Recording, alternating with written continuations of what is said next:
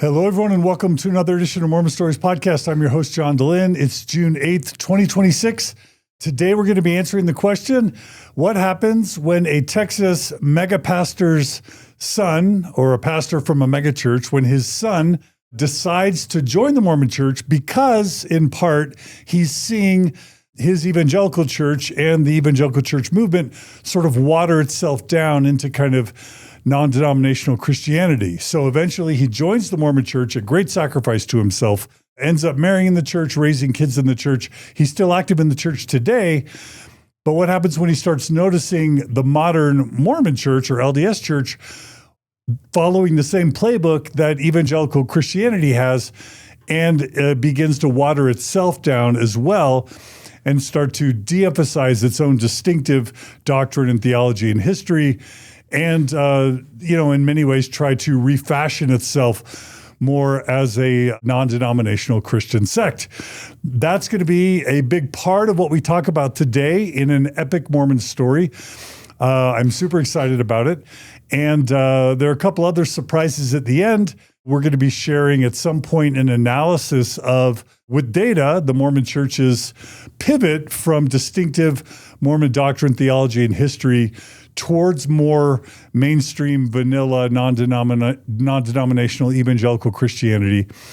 And we're going to be talking about some potential identification of sources for some of Joseph Smith's theology and temple verbiage that maybe is yet undiscovered and undiscussed. A lot to cover today, either in this episode or in a multi-part episode. But without any further ado, I want to introduce you all to Lance Kennedy from Texas. Hey, Lance. Hey, John. Great to be here. I can't believe you've been listening to Mormon Stories so long and you don't know that I'm a Texan. I didn't know, or it slipped past me, but that is an important fact. So Texas forever to start with. There you go, man. But anyway, I don't really write out my introductions, so please amend, correct, edit my introduction to whatever you would want me to have said. No, I think it was spot on. And I told you, John, when I came in here, I've listened to you, really the whole duration of my faith journey in, Mormonism, been a great asset to me. I've never been confused about you being a private podcaster, just to throw that out there. I think it's pretty That's a lawsuit reference. Maybe. But beyond that, I'm just grateful to be here. And now we have to deliver an epic podcast for you. Yeah. So just to reiterate, you are an active attending member of the LDS Church as Correct. of today. Correct. Is that right? That is correct. And you're still raising your family in the church, and you're an attorney in Texas, and you're a former branch president, which is kind of the equivalent to a Mormon bishop. Correct. It's just you were in a branch instead of a ward, which means it was a slightly smaller congregation. Yeah, those are all correct facts. And, the branch presidency experience, of course, was very interesting, and probably can discuss that a little bit more in detail too. All right. Well, let's begin. Normally, I start by saying, how does your Mormon story begin? But your story doesn't begin as a Mormon story. You began as the son of a megachurch pastor. So tell us about your parents and even your grandpa, I think, maybe. And then, what it was like growing up as the son of a megachurch pastor. Yeah, no, totally. Really, it begins with my father, Lawrence Kennedy. And, I think it's worth kind of going back to some of the religious background of my family. I'm Southern through and through, both sides of my family. And the reason I bring that up is, there was no Mormon connection. There's no Roman Catholic connection. It was dyed-in-the-wool WASP Protestantism, mostly from the Wesleyan tradition. So came out of Methodism. And then at some point, probably in the late 19th century, early 20th century, like many Methodists, they went through the transition to the holiness movement, which was a revival movement within Methodism. So if you remember what Methodism was, and of course, Methodism was close to Joseph Smith and his preference. I think he mentions it in his own history. It was a revival movement, John Wesley and so forth. So there was a real fundamental core component of historic Methodism, holiness, about really personal transformation. And then sometime probably, I would say in the mid 20th century, my grandmother made the transition to Pentecostalism, the Assembly of God Church. And so that's where my dad was raised in East Texas. And then, do you want me to go in more detail about it? Yeah, sure. So, my dad, and I'll kind of summarize this because I think it's important, but it's not really the heart of what we're talking about. He grew up in poverty. He, like many members of his generation, became a hippie in the 1960s. Some interesting stories from him about doing acid for 3 days at festivals and listening to Janis Joplin and Jimi Hendrix and so forth. And the Beatles. I don't think he saw the Beatles, but he did see all the kind of the big, late 1960s bands and acts. And, but he fell into the drug culture and had a really profound conversion experience where he was at a park in Dallas. It's been renamed. It was Robert E. Lee Park. And he says he was smoking dope and drinking Ripple wine is the way he describes it. But a guy handed him a tract, like a pamphlet, on the Romans Road to Salvation. And my dad cussed him out, put it in his pocket, and then went back to wherever he was hanging out. But I think he was dealing with a lot of existential questions, pulls out that tract, connected to his religious upbringing, and called his brother, my uncle, who is a pastor in the Foursquare Church, which is Amy's. Oh, I've heard about that. Yeah, so Foursquare is a Pentecostal denomination, came out of Amy Semple McPherson, who she was really one of the pioneers, if you call it, of megachurch Christianity in the early 20th century with the Angelus Temple in LA. But my uncle was a pastor of that denomination. And he flew my dad up to California from Dallas, and then drove him to northern Canada, to Saskatchewan, Eston, Saskatchewan, and dropped them off at a Bible school where my dad was a missionary for 7 years to the Cree Indians before returning back to Texas to start his congregation.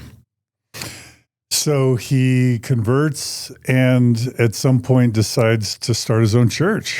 Yeah. So kind of, and this is important for, I think, megachurch, non-denominational Christianity, kind of what you would, if you go to like your, box church, let's say Life Creek Church, or just create some generic name of a church. All of those churches have a genealogy. And that goes back really to the 1960s because, like my father, who is a hippie, part of this countercultural movement, once that ebbed, let's say 1969, 1970, a lot of the members of that countercultural movement went back to their Christian roots. And that was what my father did. But they brought a lot of their sensibilities, their countercultural sensibilities back with them to their churches. So for instance, this is where you get the kind of come as you are mentality, casual dress, rock bands, very practical, down to earth type services. But it came out of the hippie movement. And the way that I think a lot of religious scholars frame this is as the Jesus people or the Jesus freaks. The Doobie Brothers made the song, Jesus is still all right with me. It came out of this same movement. So my dad, of course, is in Canada. He comes back to Texarkana, which is deep South as it gets. And he did what he thought Jesus told him to do, which was baptize people. And he did it in a pond in the local park. So that would have been probably like 1976 or so. And that's how he started his church in Texarkana. And grew it into a megachurch? Yeah. So the church started, it was on Martin Luther King Boulevard. And this was, 1970s, right post Jim Crow, and Texarkana still has a lot of religious tensions. It's still a community with that involved, but racial tensions, right? And that's what I'm referring to. Yeah. The racial tensions. But at this point, late 1970s, you had black churches and you had white churches. Yeah. So having a white preacher go start a church on Martin Luther King Boulevard, and he would knock on doors of like the projects, and they'd be like, "Why is this crazy white preacher coming to my door?" But it worked, and he founded the the first integrated church in Texarkana. Nice. Pentecostal, which is an African-American spiritual tradition that, so I grew up in what I consider a Black-derived spiritual religious tradition. But yeah, I grew really fast in Texarkana. And interestingly enough, by like the 1980s, my dad's church was competing in size with Mike Huckabee's church. He was actually the pastor of Beach Street Baptist Church in Texarkana at that time. So I'm rusty on my Texas geography, but is Texarkana close to the Arkansas border? It's on the Arkansas border. Okay. Yeah, so half the town. Because Huckabee's from Arkansas, right? He is, and he pastored this Baptist church there in Texarkana for a number of years. So they were like the competing, dueling churches for a while. But it really was the early 1980s, which set my dad on the true megachurch kind of course, because that's where he met Larry Lee. And Larry Lee is a really key kind of figure in, my dad's, I guess you could say his own success in his career, and then also my own religious upbringing. And so, Larry, you can find him online. National religious broadcasters claimed he was going to be the next Billy Graham. He had a 12,000 member church in Rockwall, Texas, which is outside of Dallas, near Richardson, which I think, John, you're familiar with, and you lived there for a time. And so he had met my dad in the early 1980s because both of them had this connection to East Texas. Larry was from Kilgore.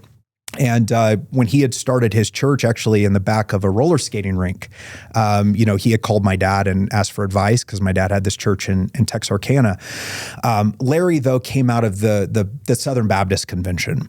And so he had a different background than my dad did, but where Larry kind of, I think, his distinctive is that he had accepted the gifts of the Spirit. And so he was a Baptist who had experienced, speaking in tongues, laying on of hands, prophecy, all these kind of Pentecostal gifts that you see. And that got him and his congregation actually kicked out of the Southern Baptist Convention.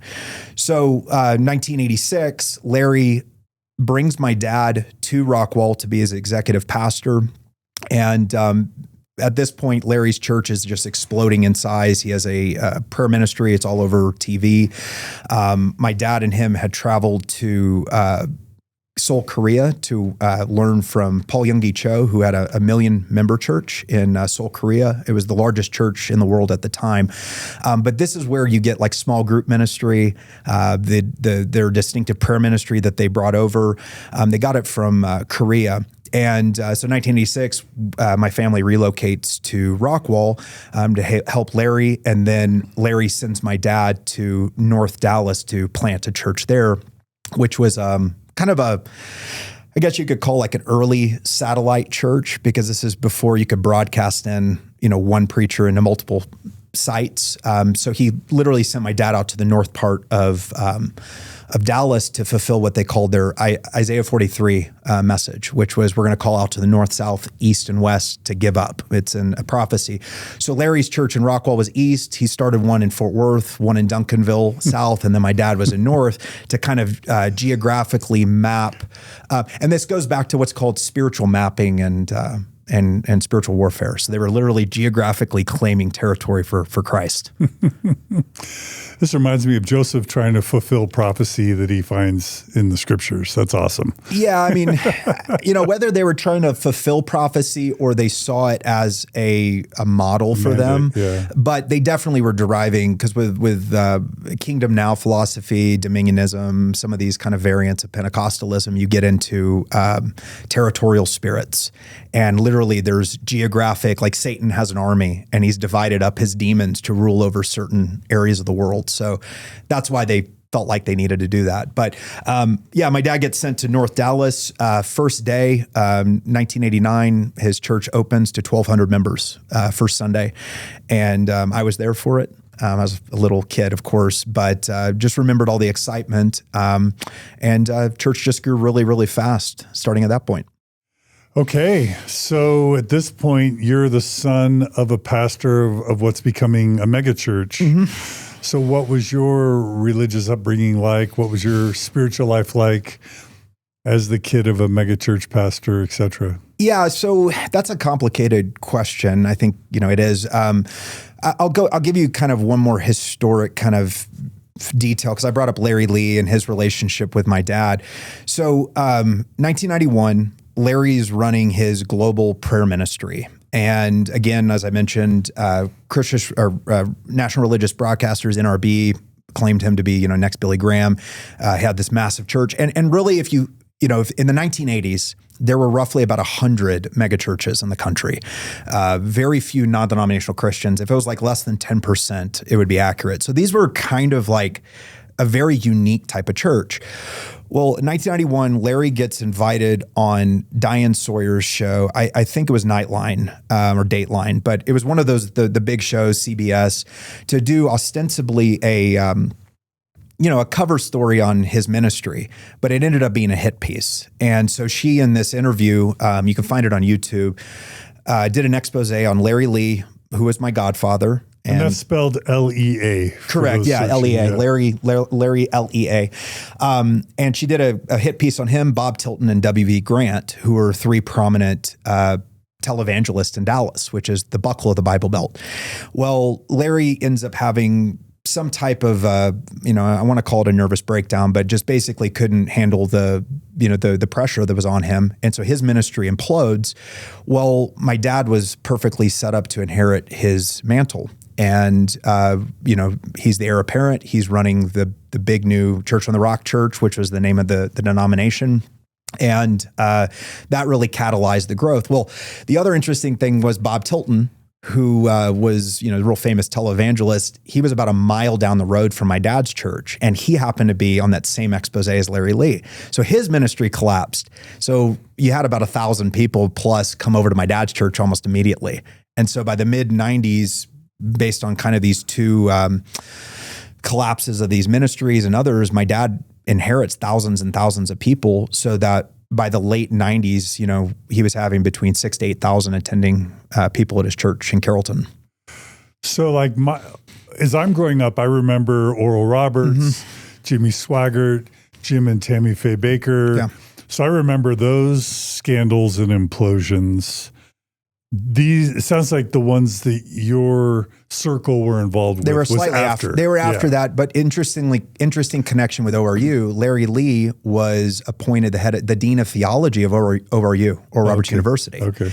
And his home that he alleged had been burned down and he was left destitute was in Tulsa, which is where ORU was. And that was the heart of the Diane Sawyer expose, was that he actually did have a house. Got it. This was 1991. And so, I was growing up, to kind of circle back to your question about spiritual upbringing. For me, church was business. It was spiritual too, don't get me wrong, but it was all tied together because this was my dad's, it's his business, it's our livelihood, it's where stress comes from. It's our family goes there, our friends, our social life, our social activities. Sounds very Mormon, in terms of how integrated it was with my life. Also, your family's reputation. 1,000%. Yeah. Because they're, my dad was on TV. So he had two TV shows, TBN and Daystar, both based in Dallas as well. Kind of, you can see the commonality with Dallas as kind of the hub of all of this going on.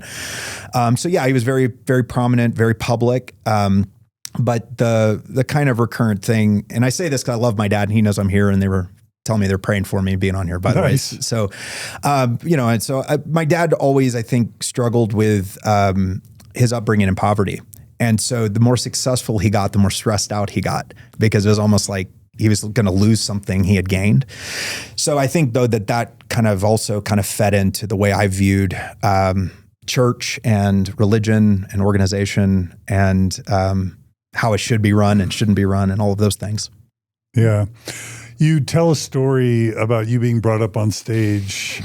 Do you want to talk about that and kind of what that meant and, means to you as you reflect back on your spiritual experiences? Well, I mean, the spiritual kind of the church was, again, it was a Pentecostal distinctive. So what I mean by that is we would, if you ask people what were you get a variety of answers, non-denominational, charismatic, Pentecostal, there's a variety of terms, but what it really amounted to is fluidity, because there's no history, there's no grounding in any church history, there's nothing that exists, it's in a vacuum. It's not a franchise, basically.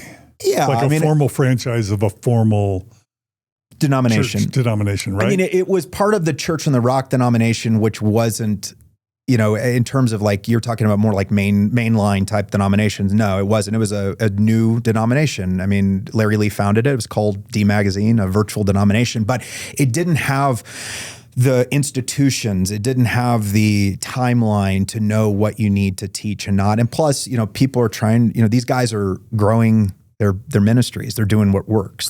They're looking at. I have to draw this analogy, but one of my favorite movies of the past 10 or 20 years, I think it's called The Founder, but it's about the creation of McDonald's. Oh, I love it. And Ray Kroc. Yeah. What's the movie called? With Michael Keaton, the founder. And basically, obviously, he doesn't start the first McDonald's, like these McDonald brothers or whatever create it. But then I guess he buys it and he creates a few franchises early on. And like there's some franchises making chicken strips, you know what I mean? And you gotta others standardize. And after a while, he realized if we didn't standardize the product, there wouldn't be consistency across franchises. So it sounds like correlation. yeah, but I mean, your dad's church was in that middle zone where you weren't the first church, but the church system hadn't been fully franchised and or correlated. It was monarchical. Yet. I mean, it's all my dad, right? Because this is, it's a strong pastor model. There weren't elders or deacons. So he was the driving force. But that means that, any limitation is going to be boxed in by his own limitations. Yeah. And I think this is a commonality with a lot of these churches. But yeah, spiritually, I would say it was somewhat chaotic because, again, there's no history. There's no interpretive framework other than kind of a fundamentalist way to read the Bible, very literally. And I started, drifting. I always, I think, had a temperament towards more traditional worship styles. So for instance, we went to Israel in 96. It's where I was baptized the first time. So I wanted to do like the Catholic things, like in Bethlehem, kiss where Jesus was born. I liked the ritual. I liked the ceremony because it was something we lacked. We just didn't have it. And so we would create stuff like, we weren't Messianic Christians, but we had a lot of like Jewish things we would try to glom onto. Why? Because it gave us some type of cultural background. Like we had a mezuzah, for instance, on our house door, and we did Passover seders, and but that's what I'm saying. It was kind of like very hodgepodge constructed, and I never really could get a definite answer out of anyone about like, where does this come from or church history? Because no one really knew or cared, So I'd just say, my spiritual upbringing was somewhat chaotic, and it left me, being very precocious because I was, inundated with religion and spirituality. I mean, like it's hard. It's hard for people to understand unless they grow up in that level of environment, just how much religion played a role, and not just like in like we prayed, but like business and marketing and how we're going to do the next sermon series and, how do you do your transitions and services to, I mean, it's so, I don't want to say contrived, but it's very, very thought through. And I don't know, it just left me though, kind of wanting something, I think a little bit more. So it says in your outline that eventually this is a 120,000 square foot facility with 8,000 members and a weekly television broadcast. Yeah. I mean, that's huge. I'm thinking of Joel Osteen, Lakewood. Smaller Church. than that, but right. But I mean, like similar, yeah. Production quality. I mean, we're in a studio here. I grew up in TV studios, right? Production, and this was analog and digital. We used beta tapes, the big ones on the TV. So yeah, I mean, there was a lot there that went into it. But I think there were questions again that couldn't be answered. And that's. But you mentioned that like a Walker Texas Ranger episode was recorded in your dad's church. Well, my dad performed Chuck Norris's wedding. So what the? Yeah. So if you look in Chuck Norris's autobiography, my dad's picture is in the middle of it. That's awesome. Yeah. So That's I mean, awesome. it was cool. Like, so yeah, I mean, it was again, it was the buckle of the Bible Belt, 2 TV shows, big church. Chuck Norris is kind of, a peripheral figure attended, and my dad did his marital counseling. And then, the church choir was performing with like Reba McEntire at the Thanksgiving Cowboys games. Literally. Yeah, literally. So like, it was a lot going on, and it was a lot of fun, and a lot of very exciting. And I think I truly enjoyed though that part of it, But again, like when you looked at the spiritual side, it was very emotive. So let's talk about the time they brought you on stage. Yeah, please. Go ahead. Tell the story. So, because that was the beginning of maybe some of your doubts or questions. It was, yeah. I think so. If we went back to like my upbringing and when things started, I think shifting in my mind, there were a couple catalytic events. Okay, the first, if I wanted to pinpoint it, it's now funny to me. It's kind of a funny story, but it's also somewhat tragic in its own way. So Benny Hinn is a very famous, prominent televangelist, right? A miracle worker. He did like Catherine Kuhlman, these big rallies, and you can look up memes about him with like slaying in the spirit, where he hits people with jackets. And so Benny had come to my dad's church in the late 80s. He had come again in the 90s. We weren't friends with him, but we knew him. When he would come and visit, we spent time with him and so forth. He's a Palestinian Christian, came from Israel at one point, and then started this massive Christian televangelistic movement. So he was Ravi Zacharias before Ravi Zacharias, it sounds like. And both had scandals, so it's interesting. His with Benny's, it was with Paula White of now Donald Trump fame. Yeah. Who also spoke at our church. But wait, Paula or Donald? Paula. Okay, Paula White did. Okay. Yeah, in 1999, I think. So, but Benny, by the point in like late 90s, 97, 98, he no longer could speak at churches because his crowds he was drawing were tens of thousands of people. And so he had set up a crusade, as they call them, at the American Airlines Center, which is where the Mavericks play. And so my family was in his entourage. We stayed at the hotel he was at, the mansion at Turtle Creek, one of the nicest hotels in Dallas, and got into limousines to go on his his entourage going to the American Airlines Center. I thought that was kind of cool. This is Righteous Gemstones territory now. That is a very that's a show that's a little too close to home for me in many ways. But accurate in many ways too. But Benny had, like I said, the 20,000 plus people, this big rally, but he couldn't speak at my dad's church. So he has a brother, which is Henry Hinn. And Henry is kind of like the sidekick and the cleanup crew. So Henry would come in and speak at the churches based on the excitement that his brother, had generated. And he spoke at my dad's church. And Henry, it's a faith healing type service. It's all build and anticipation, and kind of at the crescendo when, he's praying over people and everyone's kind of in this ecstatic frenzy. Think Kirtland, Ohio. Mm-hmm. He calls me out and I'm 10 years old and goes, "Lance, come up to the stage." And so I hop up there and he goes, "Lance, start praying over people." And so I had never done this before, right? I've seen my dad do it, and touching people's heads and they're all falling out, under the Spirit. I thought it was super cool because it's like my Sunday school teachers, my friends' parents, these like authority figures, like I'm touching their heads and they're just passing out and shaking convulsively, right? And I'm like, man, I got superpowers. Like, is there a clip on the internet of you doing this with people? I have tried to find it so much. There is a clip of me hawking mugs for the Millennium Y2K on TBN. So we can get you that one. I've looked for that clip though, man. I really want it. But he had me come up 2 or 3 times, to kind of reinvigorate the excitement. And then he sits me on a chair in the middle of the stage. And, my dad's church probably sat like 3,000 to 4,000 people. They would run multiple services on Sundays. This was overflow. And then he says some of the effect of, it's time to bless the Lord's instrument or something, like that. And people would come up to the stage and start throwing money at my feet. And I was so excited because, I'm a little kid, I'm 10, and there's hundreds of dollars, thousands just piling around my feet. I'm like, I'm going to keep all this. I wanted a dog. This is when Wishbone was really popular. And so I wanted a Jack Russell. And so I thought, man, I'm going to get this money. I'm going to go buy myself a dog. Well, sorry, Lance. Henry pocketed the cash. And as a reprieve, my dad did buy me that dog, which I had till law school. And you left that experience thinking and feeling what? I think I left the experience initially feeling very I was positive about it. I mean, it was, like if you grow up in a Pentecostal world, right, and you see these pastors doing that, that's like something God's working through them. You're seeing, because like this is the thing with Pentecostalism. probably like what Kirtland did, which was give people some type of real-time proof of spirituality, like speaking in tongues is like, it's in front of you. You can see it. You're doing it, right?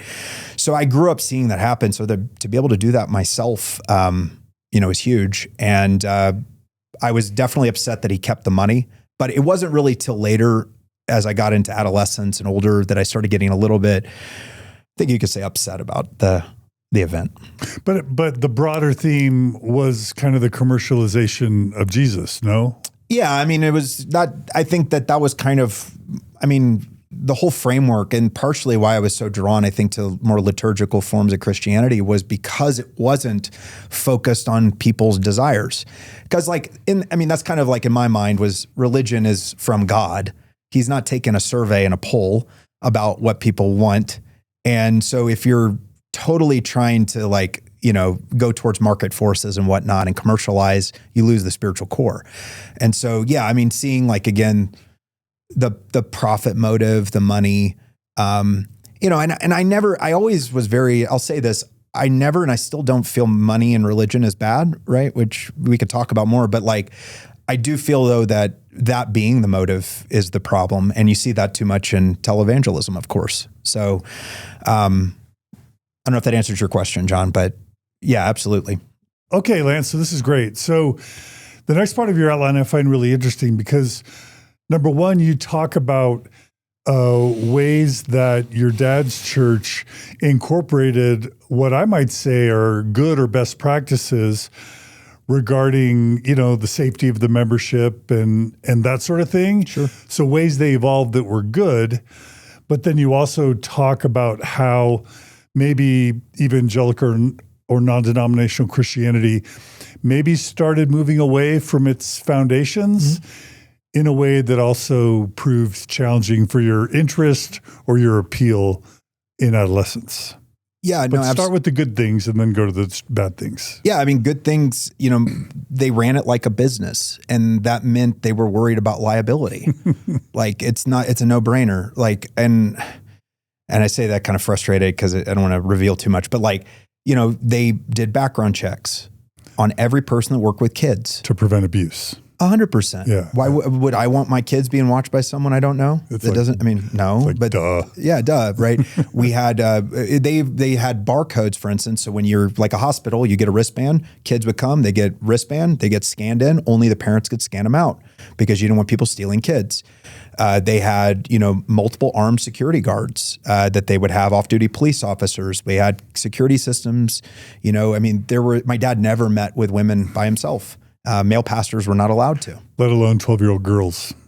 No, behind closed doors. That wouldn't be that wouldn't be conscionable. Yeah, yeah, because it would raise questions of impropriety. And when you're a public figure, right, a pastor, a big pastor, you have Robert Morris, right? Gateway Church just finished his prison stint, and Gateway was one of the big competitor churches of my dad's. What was his crime? Underage girls, right, in relationships. So, yeah, they put a lot of safety protocols in place. We had waivers for everything. They had training, and I really think that looking back on it now that I'm an attorney and I dealt with a lot of, the legal stuff dealing with my dad's church, whether it was EPA or contracts or, even more mundane details, I'm very grateful that, in a church that was around for 20 plus years, that there was never any allegations, but I do think it was the safety protocols that really prevented that from ever even being raised. It's wild that in 2026, especially after all the bad press, that the church still hasn't implemented things like no one-on-one interviews and no background checks for leaders. Or at least putting in windows in the bishop's office door. I think that, I'm not saying I disagree with you. I think they should do background checks on anyone that's been dealing with primary or nursery, at the very least in youth. Like that, and that's cheap. We have the money. You can do that through a portal. I do it for my employees. So that shouldn't be an issue whatsoever. But then again, if you're not going to redo the whole framework of how they're doing things, I think a simple fix to retrofit buildings is just have it where people can look in. Because then that again, it doesn't necessarily address what's being discussed, but at least does change the optics of what's happening. Yeah. Okay, so you got an exposure to what churches can do right. Mm-hmm. but also as Saddleback and other types of churches came on the scene, maybe the church started changing in ways that made you start to lose interest. Do you want to talk about that? Yeah, no, I think it's critical for our interview, man. So we'll take a step back, and what I'm going to phrase is called the seeker-sensitive or church growth movements, and these were popular phrases that were very prominent in like the late 90s, early 2000s in evangelicalism. Really, it dates back to the 1970s. Bill Hybels, his church, Willow Creek Church, and what Bill Hybels did that was really revolutionary was he did do market research on congregates. So he went in and did a market survey. What type of church do people want? What messaging? What programs? Kind of like what we're talking about. Rather than it being a revelatory model of this is how you're supposed to worship, right? This is rather the opposite. We're going to go and see what consumers want and then build our church around it. So that was in the 1970s. It wasn't really, though, until the mid-1990s when Rick Warren, Saddleback Church, and I think he had created his own market-driven project. It was either Saddleback Sam or Steve. But what Rick Warren did was he constructed kind of his ideal target audience, what you'd hear in business. He said, I want a man in his 30s who's middle class, college educated with a family. Why? Because all of the studies show that men are the primary drivers of religiosity with kids. And so if you can get the man to come to church, he's going to bring his wife and his family. So they targeted that type of man in Orange County. Well, in the mid-1990s, Rick Warren wrote a book called The Purpose-Driven Church. And this was basically kind of the, I guess you could say, the genesis of this broader seeker-sensitive kind of movement. It also coincided with the rise of the internet. And so you had kind of this culmination of forces in the late 1990s. Again, in Dallas, where you had a number of these churches kind of pop up. Fellowship Church is a great example. Ed Young Jr., his father's Ed Young Sr., pastor of Second Baptist Church in Houston, that really adopted this model. And the way that they did it was, again, it was a very consumer-driven model of church, which was very different than what my dad's type of church had done. I remember roller skating at Second Baptist Church in Houston growing up. Oh, there you go, man. Yeah, I mean, and Second Baptist, a church with a roller skating rink. So I don't know if you ever went into one of their services, but it was I didn't, because I was Mormon, but I didn't mind roller skating. No. I mean, there's always a benefit. Yeah, the services at Second Baptist were a very traditional Baptist church. If you go now, it's like a megachurch. Yeah. They've flipped their worship, and what I'm saying is this all happened in the late 90s. Yeah. Where I started seeing this as a problem, though, was actually the competition it gave my dad's church, because we had congregates leave, and always they would say things like, well, the Lord is leading me to serve elsewhere. It's like, no, dude, you like their coffee bar better. You like their playground better. Let's just be honest. You like their programs. But it was an economy of scale issue. And also they were, again, appealing to what you would consider kind of bourgeois boomer sensibilities. And that's really what drove that seeker-sensitive explosion, like I said, in the late 1990s and early 2000s. It had its own backlash, too, later in evangelicalism. But that started me kind of feeling like, there's a problem here. And again, the problem in your mind in your adolescence was what? Well, the problem was, one, that the church was just, it was getting watered down. I couldn't get actual detailed answers from anyone. Everyone wanted to focus on the basics, and it was pablum because they would act like, okay, this is all that matters. And it's like, no, you're just intellectually lazy and you don't want to ask questions. And also in addition to that, and this is more, I think it's important for me to say this too, because it has a theological component. In 1999, my dad had a massive stroke and he lost a quarter of his brain, his right frontal lobe. And because of the theological DNA of his church, you had word of faith kind of as a part of it. Well, this raises questions of my dad's own righteousness because he's getting afflicted by a stroke. Now, notwithstanding the fact that all the apostles were martyred and Jesus himself was killed, bad things happen to good people. This caused a lot of questions for my dad's congregation. And that really started the slow slide and decline of his own church while these other churches were kind of on the ascendancy. Yeah, so that's interesting. You starting to feel like it was getting, watered down. Pablum, that's a great word. Mm-hmm. You write in your outline, squishy and emotive, no theological formation. And it's funny because as I've analyzed over the past 20 years, people losing their faith in Mormonism, I had a friend named Dr. Dave Christian describe two types of faith crises. One that's more, one that's more validity based and one that's more utility based. The validity based is like, is it true or not? And the type of person that leaves over whether it's true or not cares about doctrine, cares about theology, cares about scripture, and even the history. And those are the things that end up being problems for them. The utility based are the people that are like, hey, does it work for me or not?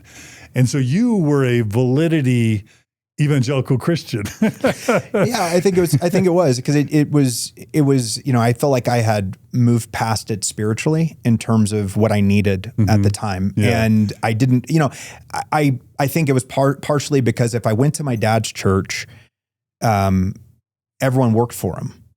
I couldn't talk to a youth pastor about my dad, if problems as a teenager would have, because he worked for my dad. And I also, I love my parents. I didn't want to hurt their reputation.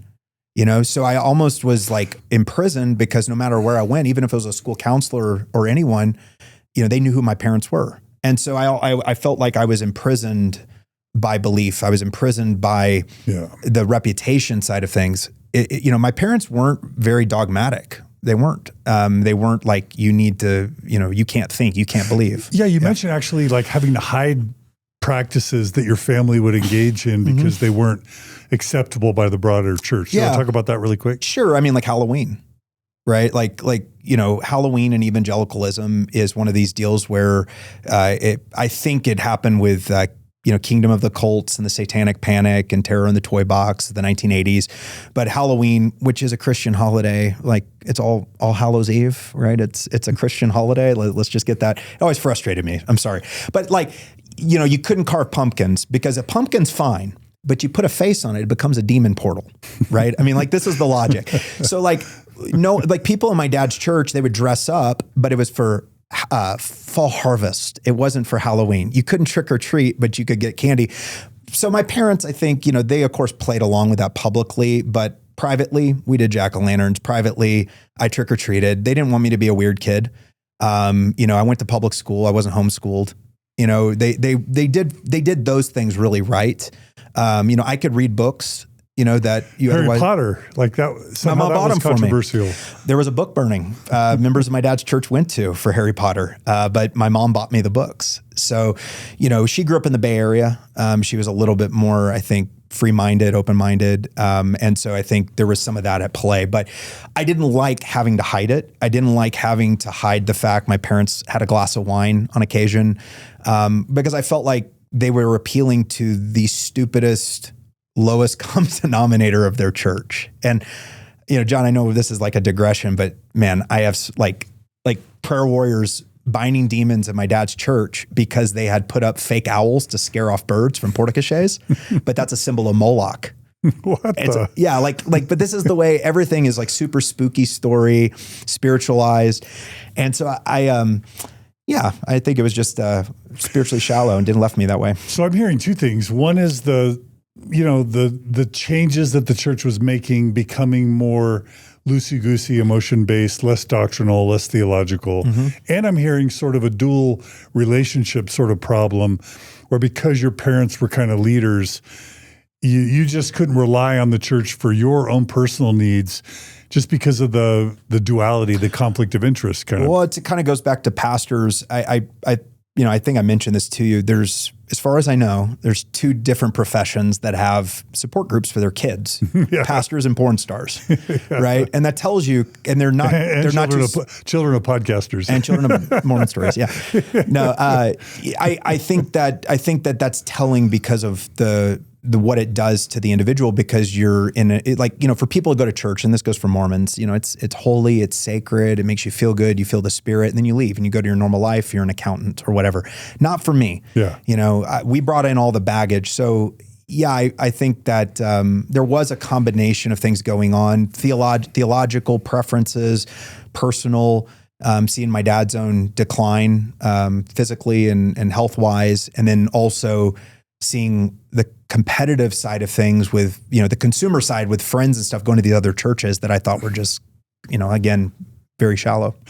So now comes the most mind-blowing part of your story from my perspective, which is like, how could a son of an evangelical, super church pastor in Texas, I mean, you probably haven't heard me talk about growing up in Katy, Texas, where the local Katy First Baptist Church would play the Godmakers annually, and like on their sign outside their church, Mormons and other cults, come watch the Godmakers. And then I'm going to high school, each week or whatever, having to defend my church and me from attacks of the church being a cult and satanic and all that stuff. Like in my mind, an evangelical would not only never consider joining the Mormon church. In my Texas mind, pretty much everyone besides the Mormons thought the Mormon church was a cult. So how in the world did the son of a megachurch pastor start getting an interest in Mormonism during the era of the Godmakers in Texas? Yeah, I mean, it's a surprising story to me, because if you had, unless it's just rebellion, like teen rebellion. There could be that. I mean, how do you rebel against a pastor but by joining Mormonism? Yeah, I mean, exactly. I think the only thing worse would have been a Catholic, maybe. It was surprising to me, because if you had gone back to me in elementary school, like fourth grade, this girl I didn't like sat behind me. She was Mormon. So I made a cross out of pencils and stuck it in my desk. I thought Mormons were like they were like Dracula or vampires. They couldn't look at crosses. I mean, like I really, like that was the level of my understanding of Mormonism. But yeah, and it was Ed Decker's The Godmaker at church, because, it's really, I think, not as prominent now, but like the 80s and 90s, the LDS Church is coming into Atlanta and Dallas, these kind of traditional hotbeds of evangelicalism, and they're building temples. And so, of course, evangelicals are getting frightened by this new invasion of their home turf. And so we did build a Dallas temple. We did. It needs to be revamped. Church, if you're watching this, which they probably are, then it needs to be definitely revamped. It's quite dated. But that being said, yeah, I mean, it was that's what set it off. And then you would have, like you said, in Sunday school at Second Baptist or other places, you would have Kingdom of the Cults, or you would have, today we're going to learn about, this, Islam, and we're going to learn how to do apologetics. This is kind of a standard Sunday school thing. Well, Mormonism was one of them. And we watched The Godmakers, and I thought it was hilarious. My friends and I just cracked up the whole time, because it was like watching a Hanna-Barbera cartoon, like Yogi Bear. No, for sure. But it's like, and God came down and had celestial sex with Mary. And we just, 8th graders, we just thought this is like awesome and hilarious. Well, that I think is really what started at least like piquing some interest of being like, hey, like this is kind of interesting. I never heard this stuff. I need to know more. That's so funny. We need a thumbnail that The Godmakers made me join Mormonism. It did. Did you know I interviewed Ed Decker on Mormon Stories? I think I've watched it. Yeah. Anyway, okay, keep going. This is great. I mean, but it's like, it's a true documentary, and it's also ridiculous. Like, true in what way? Like, I mean, it's like, it's pretty accurate, right? It's accurate in that sense. Yeah. Like, it's accurate, but it's, of course, you can do that to communion. It's cannibalism, right? Like blood and, body and blood. What I'm saying is you can always editorialize something. It's slanted, but it's fact-based. Yes, I think. Correct. I don't disagree. I don't disagree. And as I've learned more about Mormonism, it's actually more accurate. But yeah, that started it. And then, really, I think the culmination was two other things. I went over to a friend's house who is LDS, and they had their quads on their coffee tables or milk table or whatever you want to call it. Like, I don't know, no coffee, but they had their standard works. And I was like, there's more to this than the Book of Mormon. Like there's other scriptures. And so what did I do? I went and bought my own set at 16 of, the Mormon scriptures, and I started reading it. And that's kind of where it kind of kicked off for me. Okay. So yeah, how do you get to the point where you're asking your parents if you can join the Mormon church? So I had tried to go to a lot of different churches. I would actually sneak out of my dad's church to go to other churches. And we're not talking about, Mormon. We're talking about like Bible churches and stuff, because I was so craving something that was, again, spiritual and, not tied to my dad's income. Let's put it that way. And where we were worried. So, I was already really looking. And when I got my driver's license, I'm driving around Dallas all over, the city, and this is before, of course, Google Maps. I'd have printed maps that I'd print out and go to all these different religious sites. Well, of course, you have the temple in Dallas, and it just so happened that I got my first job at a restaurant right at Preston and Forest, down by the temple.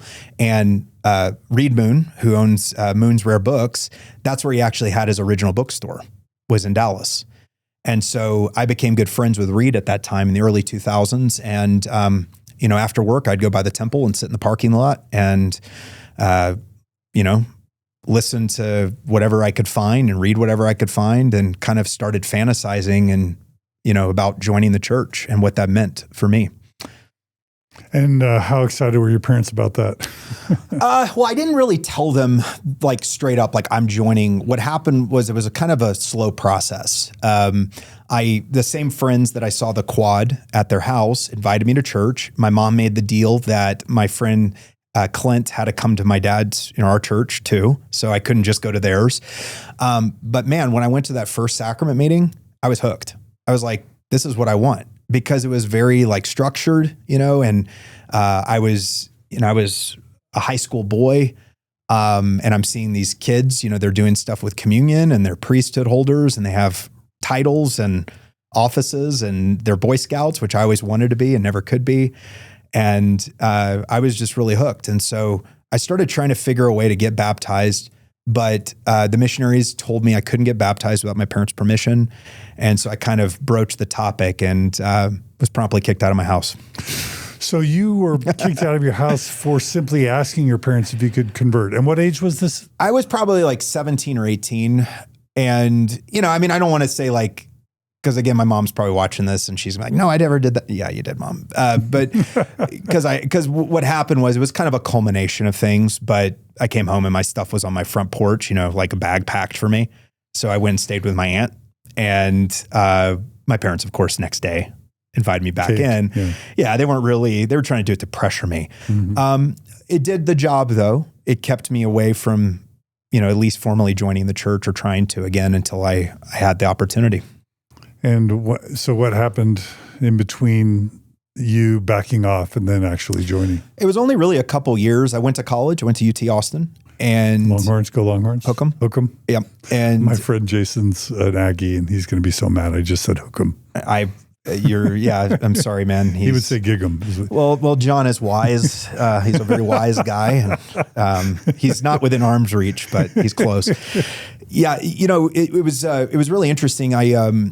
I finally had the opportunity. I was at UT Austin, didn't feel actually safe enough, even though I was in the same state, but different city, of getting baptized. So I was working on Capitol Hill as an intern for a senator.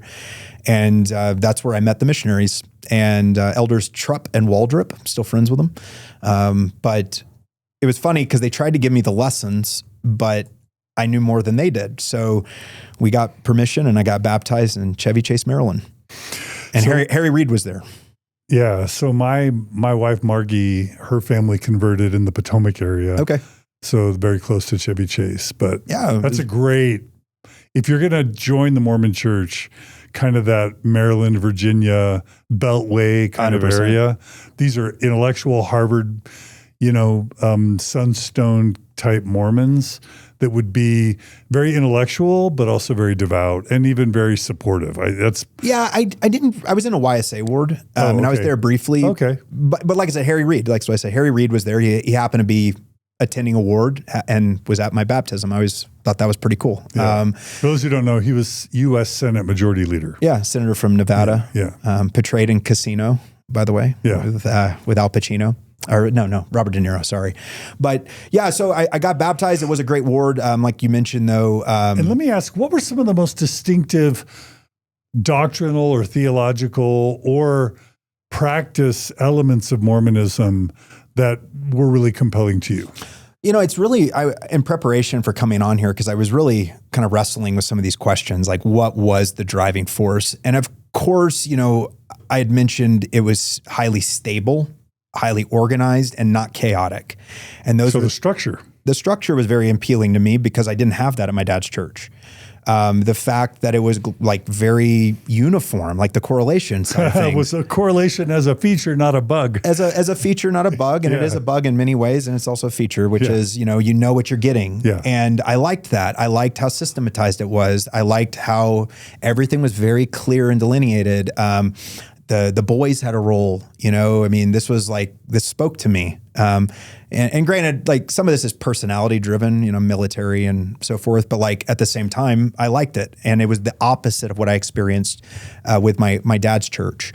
But it's, what I've kind of figured theologically was I had a very 19th century Mormon conversion.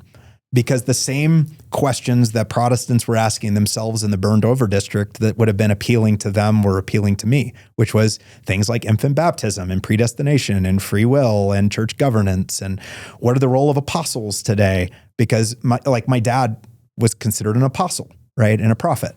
But like, that's a Pentecostal definition. Like, what does that even mean? So, I think for your purposes, though, it's interesting. Like what drew me to the church were the same questions that the original members of the church were asking.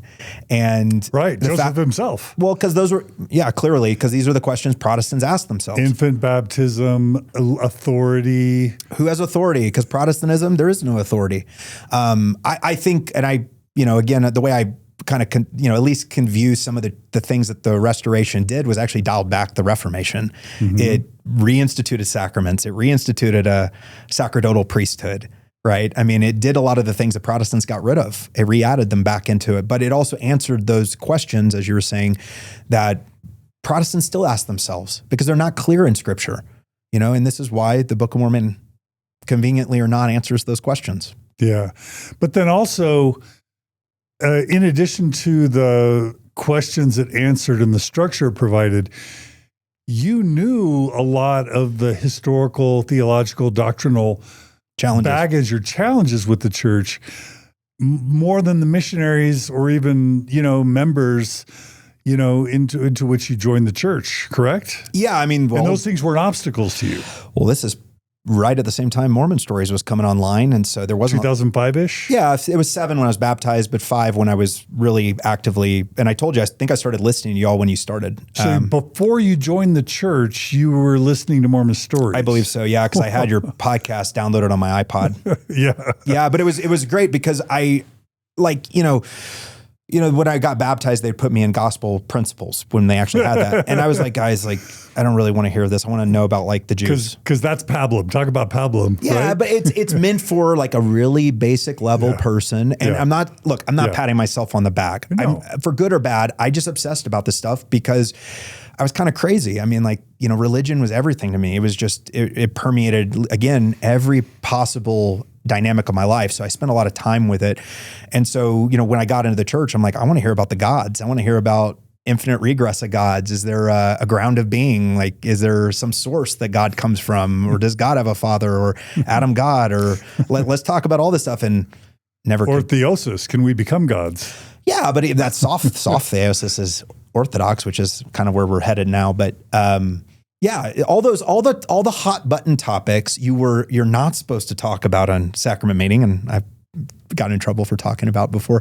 But the point is those are the questions I wanted answered, and yeah, I just wasn't able to really talk about them much. Okay, we'll get to that, but really quickly, did you ever stop to think about Book of Mormon historicity, golden plates, Native Americans, that type of stuff? I did. Yeah, later. Not before baptism. No, because when I first got baptized, I had bought a book on the Mesoamerican theory of where the Book of Mormon, and I had already been primed somewhat for this because when we went on mission trips to Mexico, and not Mormon mission trip, I'm talking about my dad's church, we would get pointed out, see, there's a cross on there. There must have been a missionary. There was already kind of it wasn't a Mormon story, but it was kind of not Mormon story in your podcast, but a tale. Evangelicals were kind of telling themselves fables of pre-Columbian, missionizing. So I kind of had already got in my head, maybe that's true. What I would say though was, and this maybe important because like I know like we could talk about every historicity issue about Book of Abraham or whatever. It doesn't matter. We can talk about it. And I probably agree with you on a lot of them. Because of the way I'd been raised in religion though, I have a very naturalistic view of religion and pastors and who they are. So like the idea that like people needed to be perfect or events had to be perfect for me, I give a lot more grace to it. And also, you know, cause like I saw my dad, he's a human, you know, like Larry Lee, right? Got taken out in public, national TV is my godfather, is a name in my family. My other godfather, John Jacobs, the power team, they were based out of my dad's church. They were these kind of feats of strength kind of guys. He had a falling out, Charisma Magazine, 2002. So like, I was just surrounded by this stuff and scandal and problems. And so for me, it was like, this is just part of church. So did you know about Joseph's polygamy and polyandry before he got baptized? I knew about the polygamy. Yeah, I didn't know about the polyandry. Did you think of that as inspired by God or just an example of Joseph's I don't really care. feet of clay? You didn't care. I mean, like I could argue it both ways. Was this a cover up for Fanny Alger or was it inspired? It doesn't bother me because again, I was reading the same Bible where patriarchs were polygamists. The only difference was it's Victorian America and it seems weird. And then the Masonic stuff with the temple ceremony and did you know about that and did that bug you? It didn't bug me.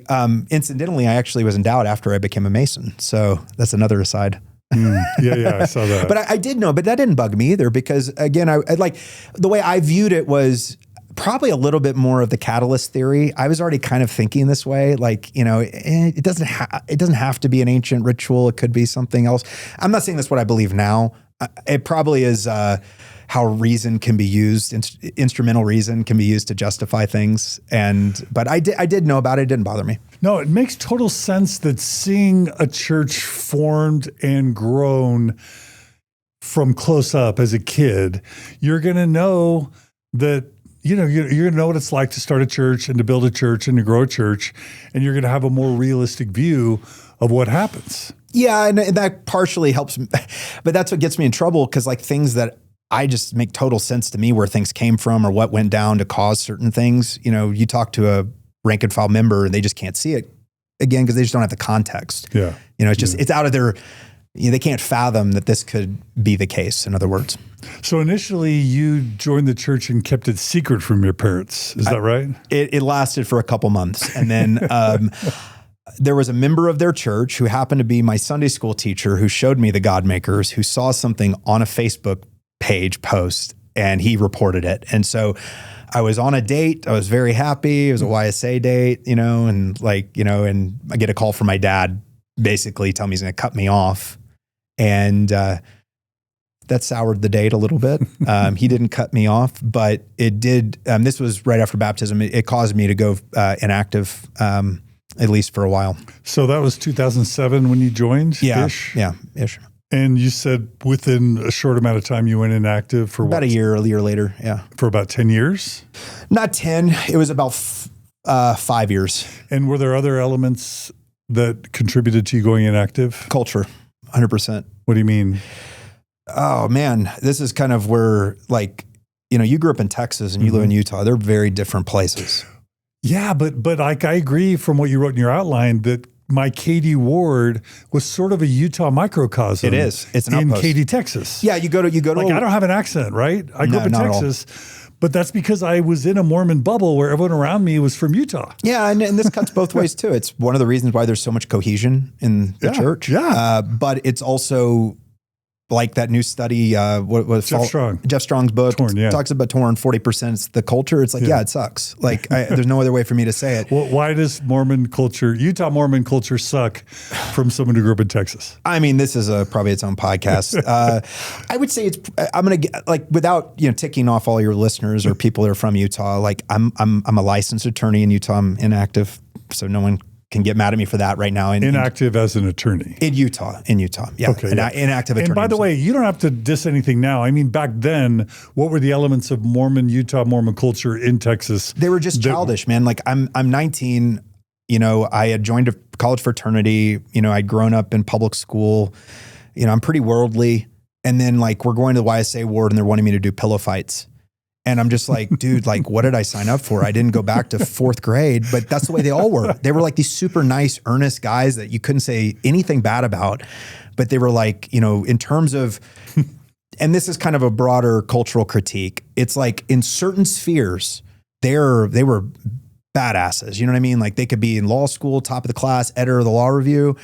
And then, but in terms of like social maturity and like what like a normal 19, 20, 25-year-old would do, they're like a 10-year-old. No, I remember working for Bain in Dallas after, you know, graduating. Sure. I didn't know how to go to a bar. Like I had never tried alcohol, but I didn't even know what to do at a bar. Like there's an infantilization 100% until you're married. Until you're married. Even after. Well, even after married, but I'm saying particularly with YSAs. Now that YSA ward, Capital Ward in Austin's a great YSA ward. And this goes in a broader critique of YSAs and like they work in certain cases and others they don't. But yeah, I'd say the culture was just, that was part of it. Sheltered, infantilized. It was, you couldn't talk about, again, anything. Shallow. Correct. Anything interesting, because the canned answer was that's deep doctrine.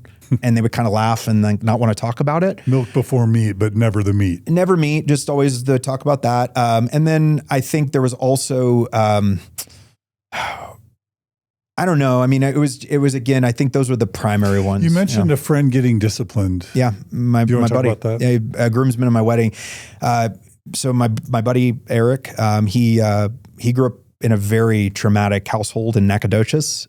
His parents were polygamous, but they weren't Mormon. It was like a weird hippie kind of commune, drug dealers. Finds the church, joins, goes on a mission to Brazil. The church is his bedrock. Comes back home, sleeps with his girlfriend one time, confesses it, gets excommunicated. And our bishop strung him along for, he says 7 years. That's what my buddy told me. And I believe it because he wasn't allowed to get a calling. I mean, he was drugged through the ringer. And I know him well enough, like he's one of my close personal friends, to know that he wasn't embellishing about like the extent of his misdeed. And he confessed it, but I just saw that it was like a little aggressive, man, for, you know, also that was the other thing, like sexual sin being the worst thing after murder. Yeah. I'm pretty sure I can come up with some other sins that are probably worse. Child abuse. I mean, just for one, torture. Yeah. Massive fraud. Yeah. Sure. Okay. So did you consider a mission? No. And this, so this was a point of contention too. So I didn't, I was mission age. And yeah, I just couldn't because it would have scandalized my dad. And I really didn't want to hurt his congregation any more than it had been hurt.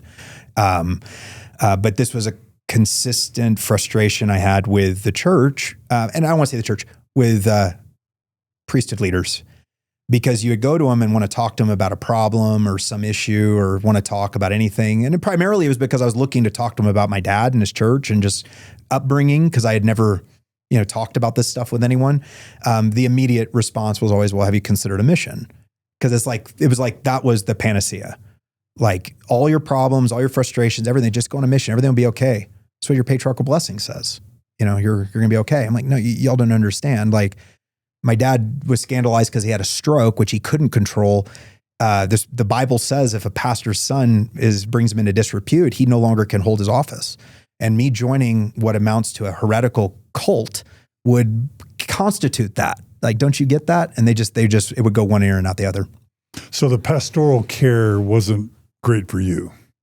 It's never been great. Mm-hmm. I would say like within the LDS Church, fantastic administrators, right? I mean, like they're just as truthful. Like these guys, like they are going to pick that, you know, Ernst & Young accountant or the dentist, you know, or these are the holy professions, right? Lawyer, dentist, accountant, maybe doctor. But you know, those guys, they're going to, you know, you get your IP attorney, he's going to be an incredible, and granted, I have a great bishop right now who is pastoral and he is an IP attorney, but I'm using By the way, I have an IP attorney right now. I bet you do. And my wife is an IP attorney. So, yeah, like I would just say though that they were great administrators. They could, you know, they could report tithing, you know, they could check the boxes, they could do the metrics, they could run those, but when it came down to actual pastoral care, you know, I don't really think of accountants as having great bedside manner, but that's what most bishops kind of fall into is, more of an administrative function. And this is primarily one of the reasons why I think there was that push for a time for LDS counselors, because they really were seeing like we have a massive deficit in pastoral care. It's kind of what ministering or home teaching was supposed to be for. It doesn't really work because people don't want some rando coming by their house. They want to talk to their leader. And a lot of times they're just not equipped or trained to do that. So you didn't feel great things during your first year or two of membership? It was mixed. Yeah, it was mixed. It was good in the sense I felt a lot of community. I felt, there was people, they cared about me. I mean, like, I'll give Mormons this, like, they're truly nice people. Like now I think some of it's a facade, right? And a defense mechanism, right? Psychological defense mechanism, but they're truly nice people who'll come change your tire at 2 a.m. I mean, like these are Mormons. Help you move. I mean, that's the only thing elders quorums do is move people, but casseroles, Yeah, exactly. Funeral potatoes and Jell-O, all these foods I'd never had before. But I think the pastoral care was lacking, and you couldn't again have any real dialogue with anyone about anything meaningful. It was real. It just had to be nice. It had to be real, earnest and kind and touchy-feely. And if you stayed in that bandwidth, that frequency, you're golden. But you go into any type of negativity or darkness. Or depth. Or depth, yeah, which is dark sometimes. Yeah, you get shut down. Yeah. And that includes, again, current people I, deal with. Yeah. You knew more about Mormon doctrine and theology and history before you joined than most 40, 50, 60-year-old Mormons know today. Yeah. Yeah. 100%. I mean, but again, and John, I say this because like your listeners are probably like, this guy's patting himself. I really don't mean that, but it's true. Like I didn't want to join the church and not know what I was getting into. Yeah, no, don't apologize. Like I was just realizing I grew up hearing about the God Makers in my hometown in Texas in the 80s. I did not watch the God Makers until the late 2010s myself. Yeah. Because I had no way to watch it, and I was probably at some level afraid. So even I, John DeLynn, years after starting Mormon Stories, hadn't watched the God Makers yet. Well, I mean, you watched it before you got baptized. I did, but that again, that really started an investigative process. But there weren't a lot of resources. Why I was really grateful, I found Mormon Stories, and there was Mormon Matters, I think at the time too. There were other podcasts. There was, these were in Reed Moon's bookstore. Reed, he's still a close friend of mine. He moved to Provo. He's TikTok famous now. But he would give me books like Quest for Empire. I was really curious about Joseph's machinations for a kingdom, which Texas was the original location. That's right before Utah. Yeah. Sorry, Utahns. Zion is Texas. We knew that. Texans know it's the promised land. But yeah, no, I was just fascinated by it. And so I had to, though, find these alternative places because I couldn't find them in my ward. Yeah. So you leave the church in what, 2008-ish? You stop attending? Yeah, basically. And then how many years were you inactive? 5 years. Got into law school, was towards the end of law school. Where? SMU. So Mustangs. Pony You up. went from Longhorn to Mustang. Yep. And or did you stop into being Boston? What? Yeah, and then to Boston. Okay. Yeah. Okay. And so that takes you to 2012? 12 or 13. And what were those years like of having no church and being East Coast? I was East. I went or Baptist. So SMU's Methodist. I guess Methodist. Methodist is Methodist. Yeah. Incidentally, I mean, SMU is a great school, but the fact it's Methodist is like incidental to the school. It's nominally. It's not like the connection with BYU. It's pretty secular. It is very secular. Yeah, like the bishops have very little control over SMU. The interim years though were, I think, it was somewhat of my own pilgrimage and journeying, dark night of the soul seeking. Some of that kept going after but this is kind of where I became a Mason. This is where seeking community and structure. Yeah, I did. It was one of the very first things I did when I went to UT was I joined University Lodge, founded in 1922 on campus. And, I've stayed involved. I'm still involved to this day in Freemasonry, and some at the Grand Lodge level. And, did that. I really deeply investigated the Western esoteric tradition, and other world religions. because I was trying to satisfy that same urge that I was finding. You became a seeker. I did. Yeah, I became a seeker. I'd already been a seeker, but I think it was abortive because I just, there were so many. I would say this: the priesthood leaders made it very easy for me to go inactive. Mormon priesthood leaders. Yeah, because I again, what was going on with my parents was going to happen no matter what in terms of their frustration at me being Mormon. But had the priesthood leaders been a little bit more, again, pastoral, we use that word, but also just, I think, empathetic and not, I would have probably stayed active. But that really started me like, dark night of the soul, like, where am I going? What do I do? But it wasn't really until 2013.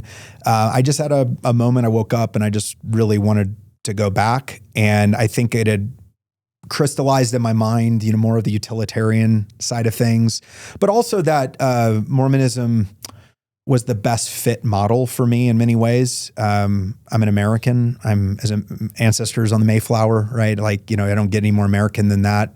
What's more American than Mormonism?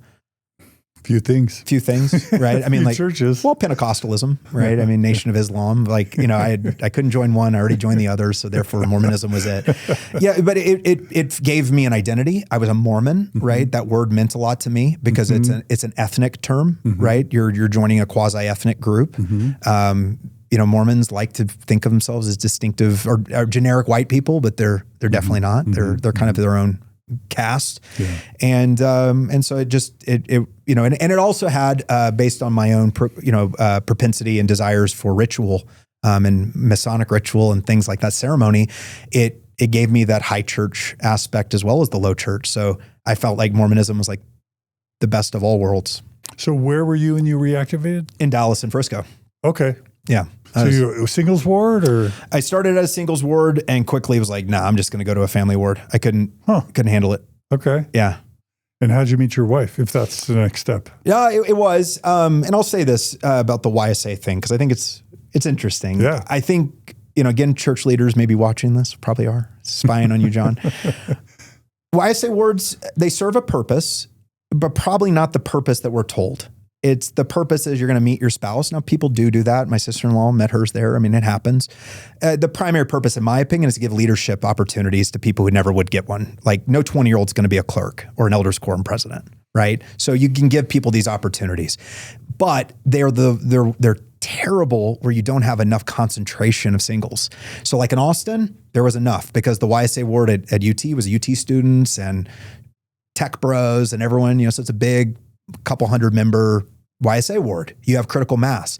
But when you're in Dallas, you're dealing with townies. You're dealing with people who never left town. You're dealing with, and I'm not trying to, talk down about them, but my point is like, that wasn't your Beltway ward. No, experience. let's face it. You want enough women to date, to choose from. Well, but bishops would tell you, well, we got girls. Like, what's the problem? And you're like, bro. There's like 5. Yeah, and they weren't ones I wanted to date. Yeah. No, but I'm in Dallas, right? Like I'm at SMU. There is not a shortage of attractive people. Let's just be honest. Just attractive Mormons. Just no attractive Mormons. Yeah.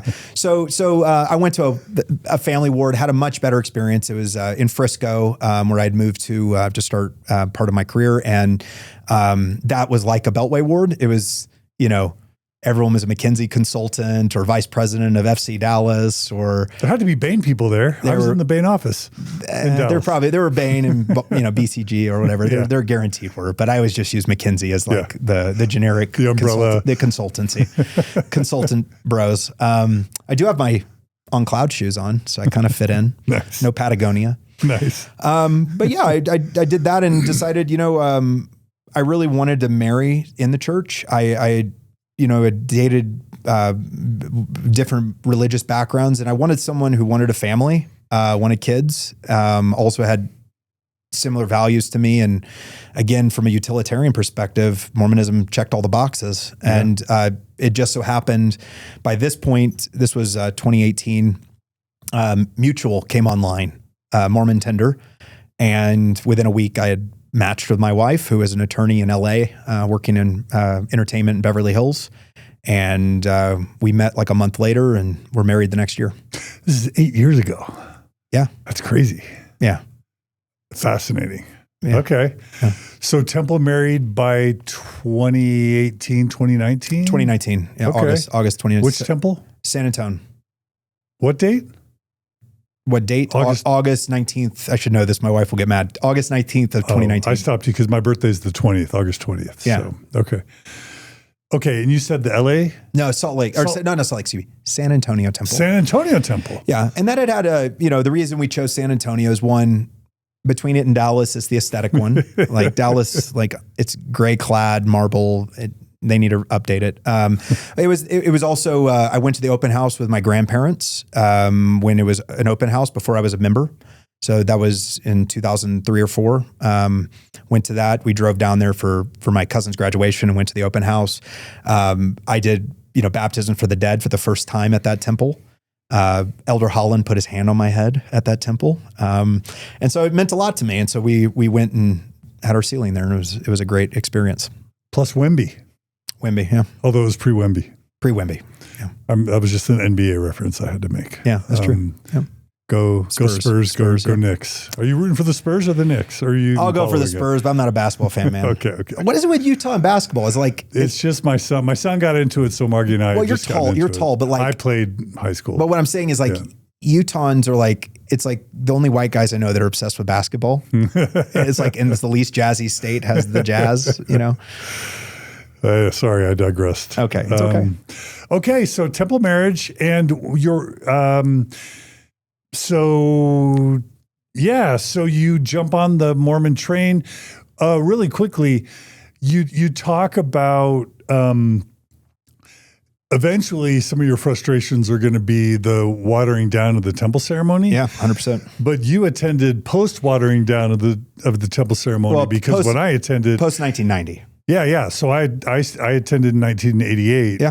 And I got to see the real Masonic Rituals Incorporated, which would have, I don't know if that would have bothered you or if that would have been a bug or a feature for you. It would have been amazing. So the slitting of the throat and the disemboweling. It's supposed to be edgy. Like I didn't want to go to wanted that.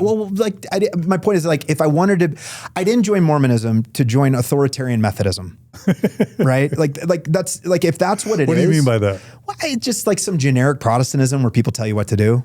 Mm-hmm. Like that insist they're leaders. Like that's not what Mormonism is. If it's going to be Mormonism, to use a British phrase, I want full fat Mormonism. And there's enough in it that's controversial, like cutting that stuff out. I get why it was done and I understand people were uncomfortable with it. Me personally, I'm a Mason. So I've done those same ritual things 1,000 times. Yeah. And also there is good sociological data to say that the more unique and distinct and even demanding a faith is, the more committed the members are. 100%. And that's my big concern is actually the adhesion side of things.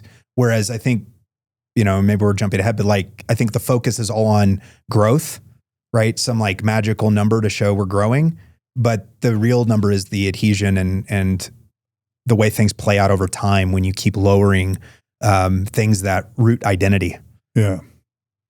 So talk about once you're married and you start serving, eventually leading to being a branch president, what your experience was with the corporate Mormon church and with even leading a Mormon branch, and how that started influencing you. Yeah. So we'll start in 2018. This is when after President Nelson became prophet, is really when I immediately started seeing things that, it was deja vu, things I had seen before. And I told you, John, we spoke in 2018. It was a couple days ago, right? So we forgot about it, but it's okay. But the point was, I had started really noticing early on, call it my spidey sense. I just there's a concerted effort here to go in a specific direction. And that direction was what? The same seeker sensitive Protestantization, if we want to call it Protestantization, it's a tongue twister, but basically seeker sensitivity, evangelicalizing the church. Watering it down and making it more vanilla, mainstream Christian. Mainstream non-denominational Yeah, Christian. Exactly. And this, of course, was the name change and things of that nature. But, I was justifying a lot of it in my own mind at the time. I didn't like it at all. I'll be honest with you. Did you know at the time that it was because the Mormon brand had been so damaged? They were doing customer research and even non-Mormon research and just finding out that Mormons as a reputation ranked almost as bad or worse than like Muslims or atheists. Yeah. And that the church's brand was just so terribly damaged. Well, I knew that's why. Okay, you knew that at the time. I mean, I knew because that's why evangelicals did. That's why Catholics did it with Vatican II. Yeah. These are very specific changes that are being made that are coordinated towards a specific end. Yeah. And so I did see, the surveys. I have a copy of the 1990 survey that they used for the temple, right? Yeah. The questionnaire. Tell people what you're basically implying is that the temple ceremony changes of 1990 were in response to a survey that was released. Yeah, it happened in part because of Ed Decker. It happened in part because the Godmakers, because they showed some things in it that were, the penalties and so forth. They used a survey to kind of ground the justification to make the changes. To the temple. Yeah, and as a DNC 20, it talks about the process of revelation. You study it out in your mind. So you could find a justification for doing it. But it was a survey. It wasn't like I think Mormons think God speaks to the prophet and then he makes the change. Yeah. It's like, no. These are well massaged, thought out, studied changes they're making that are not involving prayer and fasting. These are involving consultants. McKinsey and Bain. Yeah. When I was working for Bain Dallas, the Mormon Church was a client of Bain Dallas. Yeah, and you have a $300 billion market cap company, right, which is what the church is. They're going to involve professionals. I want to make sure I don't think it's bad. Yeah. But what I do think it's problematic, to use a buzzword, is that that's not how spirituality and spiritual things should at least ideally operate. It's also not how the members think decisions are made. Not at all. Clearly. Yeah. So they were, they did a process driven. So I said to myself, I go, okay, all of these changes, whether I saw the data or not, I knew based on my own previous experience of okay, well, clearly they're trying to do this for missionizing, evangelization. And that's clearly about growth metrics. And what's weird is, even though you joined Mormonism for the opposite set of reasons almost, you would have had to think, well, they're just trying to get more people to join. Yeah, that's true. You want people to join. However, again, with the seeker sensitivity, and this is again, there was a blowback. It appealed to baby boomers who wanted a very consumer, slap happy type of Christianity. That's why they went to Saddleback. Well, what happened with Gen Xers? Gen Xers came around and rejected that, and that's where you got the young, restless, and reformed crowd. People like Matt Chandler, Mark Driscoll, Gospel Coalition, Acts 29 Network. That was the reaction, which was the evangelical kids that were growing up in seeker-sensitive churches saying, no, I don't want this. I want to drink beer. I want to go study the Bible. I want to talk about history and theology. I want to be hard-edged. And the same trend's playing out in Catholicism. If you go to a normal Novus Ordo Mass, a bunch of old people. But you go to a Tridentine Latin Mass, it's all people in their 30s. So anyway, I saw it playing out and I just knew it wasn't going to work out well. Okay, so as you're seeing Nelson pivot the church towards mainstream Christianity, you're also starting to serve in leadership positions, right? Correct. Yeah. So 2020, it was the beginning of 2021, right after kind of height of COVID, my wife and I moved out to Alpine, Texas, which is in Brewster County, Texas. You may have about Marfa. Some people, it's an adjacent town 30 miles away. It's the nearest town. But it is, when I say the middle of nowhere, that is about as close as you get in the lower 48. 3 hours to an airport, 70 miles to a Walmart. The reason we moved there is because I was working for the Department of Justice. And that's where a lot of the border enforcement personnel for that sector of the border live. And so as a prosecutor, that's where my hub was. And so we moved out there and I was called to the branch presidency within a couple months. And then a couple months after that, I was called to the B branch president. Which is like being a bishop, basically. More difficult. Harder than being a bishop. Yeah, because your counselors can't do worthiness interviews. So you do everything. And you don't have the priesthood leadership to really staff a ward adequately. Is that right? Yeah. And that's another numeric thing I did. Cause I'm in this, so the Alpine branch was a larger branch. It was, smaller than what you would consider a ward. So we'd have between, let's say on a good Sunday, like 50 to 60 people but it was about 300 so on people on the books. Roughly 20, 30% were active, which I think is the norm church-wide. But it was a more mature branch. That's my point. We had our own building. People had lived there for a long time. But yes, you just don't have the priesthood depth. And so this is where I started really looking at some of the subsequent changes with, like, for instance, abolition of young men's presidencies, high priest groups, other changes they've made to callings. It really made sense to me because you need a critical mass of worthy Melchizedek priesthood holders in order to fill those positions. They got rid of high priest group meetings. They got rid of the young men's president, and they got rid of home teaching. Correct. Yeah. I mean, you have ministering now, but it's a little less involved. You can make phone calls. So it scales better.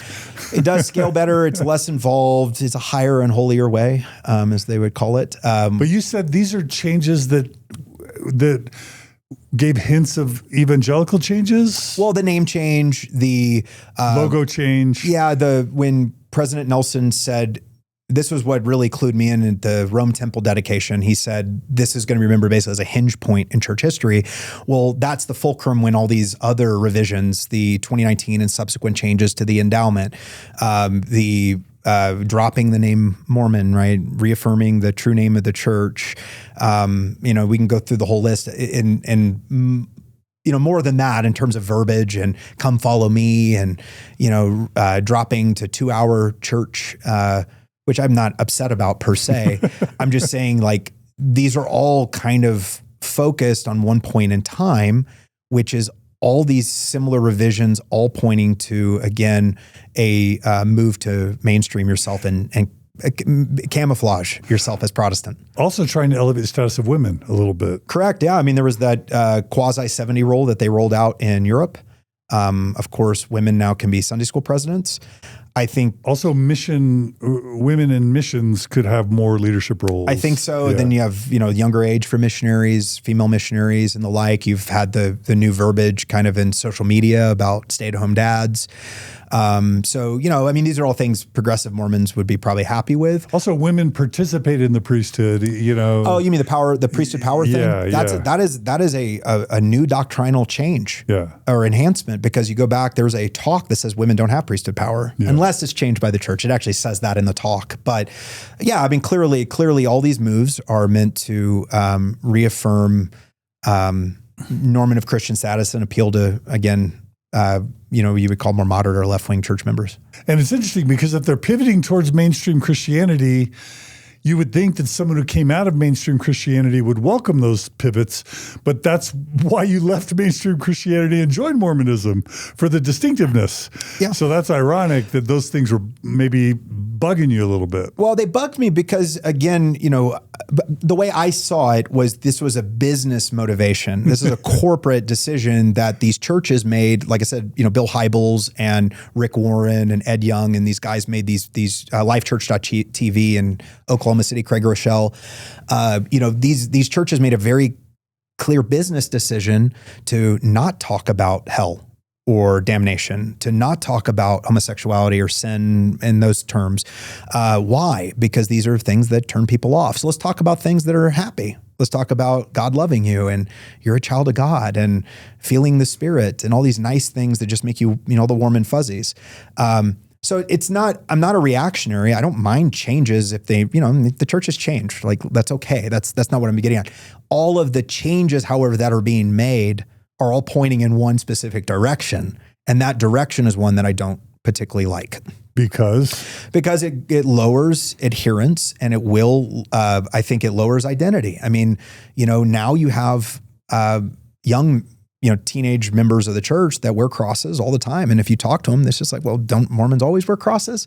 And now it's going to be a gaslit thing where you're now going to be, told that this was always a thing. So part of it is, again, but the biggest thing is you have young people hemorrhaging out of the church. It is. 100%. And I don't think by doubling down on traditional things, you're going to stop the hemorrhaging. I think it would slow. That's basically what my contention is that you're not gaining anything by avoiding the problems you have. I mean, D. Michael Quinn was 100% right. You needed to inoculate people early on And partially that's what happened with me is like, you told me this stuff up front. There was no bait and switch. I knew about it. The bait and switch was now, actually, Ed Decker told you this stuff. He did. It wasn't the missionaries. No, it wasn't. It was you, John. No, it was me and it was you and Ed. Yeah, no, but my point is that See, lawyers of the Mormon Church, I helped this guy join the church. Mormon Stories helps people join and or stay in the church. And I wasn't confused. Okay. I don't know if that'll help you or not, but I'll throw it out there. Yeah, and that's just my take. But yeah, I just think it lowered adherence. It's clearly, if you ask the McKinsey consultant, how should we package the church? They're going to say is the most generic, vanilla, bland, because guess what? That's the most productizable. It's the thing you can sell the easiest to the biggest consumer base. It's like a McDonald's cheeseburger. Correct. But the base you're appealing to isn't the average American anymore. It's specific Americans. If you're trying to recruit Americans, I don't know, maybe they are giving up on the American church and they're really just trying to go elsewhere. Clearly they have to be. They would have to be, yeah. The growth is in Africa. It's in Africa, but the money's not in Africa. Right. But they've got so much money now, they don't need tithing anymore. Yeah, but they have no power in Africa. So I'm agreeing with you. I'm saying that the political power, the corporate power, the influence is all in the U.S. Yeah. So you would think like we need to keep this thing coherent and cohesive. Yeah, but how? That's a good question. I mean, I don't know. I again, that goes back to, if you ask me, I would say the church would be doing things the changes they would be making would be different than the ones they're currently making. I now that I'm thinking about it, I don't want to get derailed from your story, but I think they realize they've lost U.S. and Western membership. So they're just going to improve the church's image to the world so that we just don't look as culty and as weird and as problematic, and then just offset the hemorrhaging in terms of U.S. and developed world membership with sort of inflating the statistics in Africa so the church doesn't look like a dying church. And then because of 7% growth a year, $300 billion becomes $1 trillion within 20 to 30 years without member tithing. They don't even need the members or their tithing at this point. They could pay us to go to church. Yeah, I agree. But this is kind of, I think, a problem that the church got itself into with how they rely on numbers in terms of shoring up. Because I think personally, there's two other models you can look at. You can look at the Jehovah's Witnesses and the Seventh-day Adventists. Yeah, both have far more accurate numbers. Jehovah's Witnesses actually probably underreport their membership because they're elitist. The 144,000. So they don't care about mass. And they make you wait a year to get baptized. They do. But what's also interesting about them is that their official numbers are probably higher than the active number of Mormons. Oh, yeah. Yeah. Seventh-day Adventists, their numbers are perfect because they cleaned up their books. They're accurate. And they're way bigger. They are. There's about 17 million members. But both those churches don't have the same influence and capital that our church because of culture and how we're organized. We're the beehive, right? So they can't generate the same level of, I think, power, even though they're bigger. And our members are going to say, wait, they're not bigger. We have 17 or 18 million, it's 4 to 6 million. We have probably 4 million active members. Yeah, I say 4 to 6 because of percentages can vary. But yeah, I think that's probably accurate. Yeah.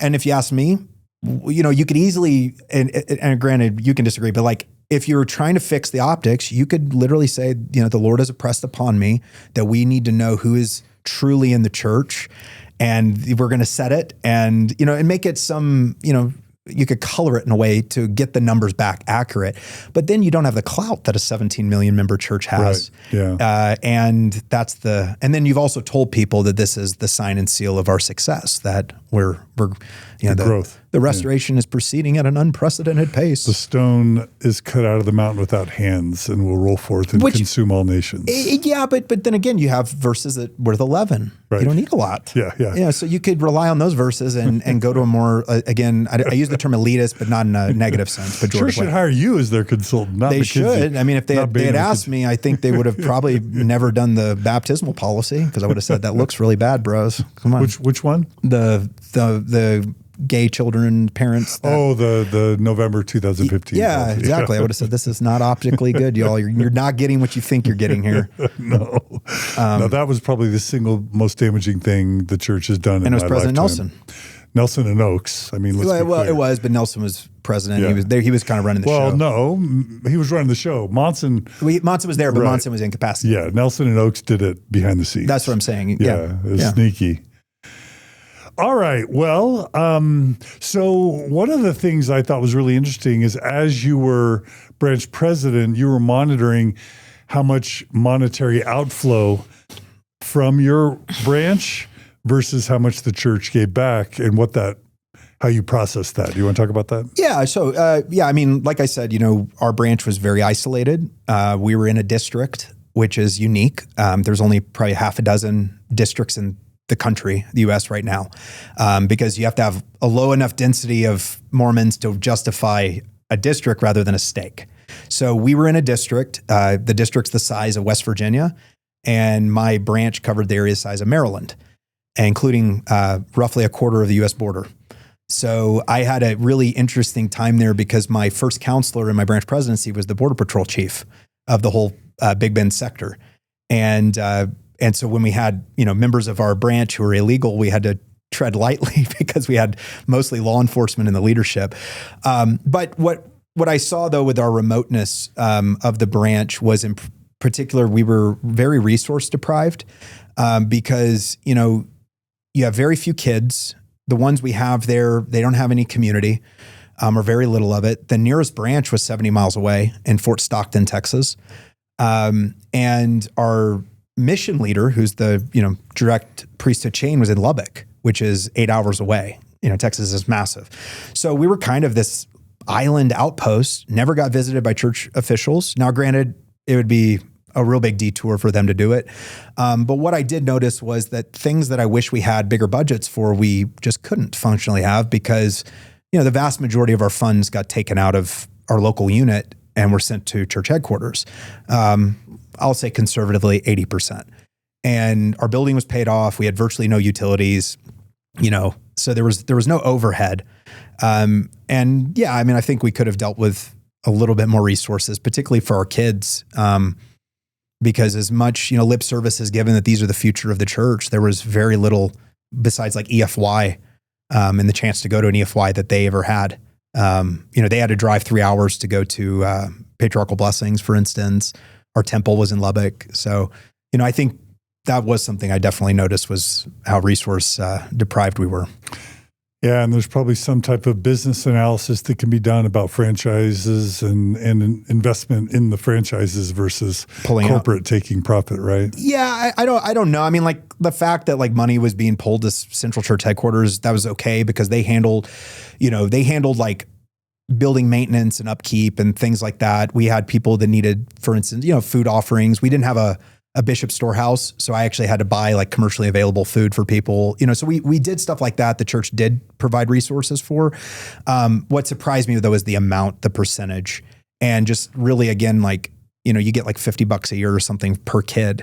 And you're like, we're hours away from anything. Like it's going to cost hundreds of dollars for them to do anything worthwhile. But you had to pull the money from elsewhere. You mentioned measured like a business, but funded like an afterthought. I think so. Yeah. From a business metrics perspective, my branch had very good metrics. I got us up to 75% of our endowed members had recommends. We reactivated people who got married in the temple. There were baptisms. So like, I thought from like doing our job from like that corporate, we were hitting our metrics, but yeah, in terms of resourcing, you're not resourced like a church that has 100 members versus, a church with hundreds of billions of dollars. Like you just don't have the resources. So I definitely think that was something I went away from it with. Tell the story about your stake or district patriarch and. Oh yeah. Yeah. Yeah. So, and this is kind of part of it too, which again was factoring into my analysis and me watching all this and the business decisions. For instance, like we didn't have our own patriarch. Our patriarch was in Midland or Odessa. And I had arranged for the patriarch to come in to do basically a slate of patriarchal blessings. Because again, one of the first things I did, my predecessor had a nervous breakdown from being branch president because the amount of pressure on him. Part of that was because our district leadership was in Fort Stockton and Pecos, which were hours away. So you'd have to drive 70 miles, 100 miles to go to your priesthood leader meetings, each direction. So he just he couldn't take it, the amount of pressure. resigned from being branch president. So I had kind of come in though, I want to clean up my books. I want to get everything, all these metrics. And so I said, I'm going to get 5 patriarchal blessings, because if you've been in priesthood leadership, there's a dashboard that actually has all your metrics. And it's a pretty cool way to visualize okay, this is my percentage of people. These are how many people are inactive on our books that we can send back, so it gives you a lot of things to go with. And I'm like, I'm going to hit these metric numbers. I'm going to get everyone needs a priesthood, patriarchal blessing. To get one, had the patriarch lined up. He was going to come and do it. Probably more convenient for him, honestly. And district killed it. We don't want to inconvenience the patriarch. He was going to come to your area. Yeah, he was going to drive and give 5 people a blessing in the same day. Yeah. Which is easier than having 5 people show up at 5 different times. Correct, because for the patriarchal blessing to occur, we had to have a member of the mission presidency do the interview. So they had to drive in from either Monahans, which was, again, 3 hours or so away, or even further from Lubbock. So I just wanted to get everything consolidated, make it efficient, very correlated, right? And didn't turn out that way. Was it a stake or district president that killed the idea? It was the district president. Yeah.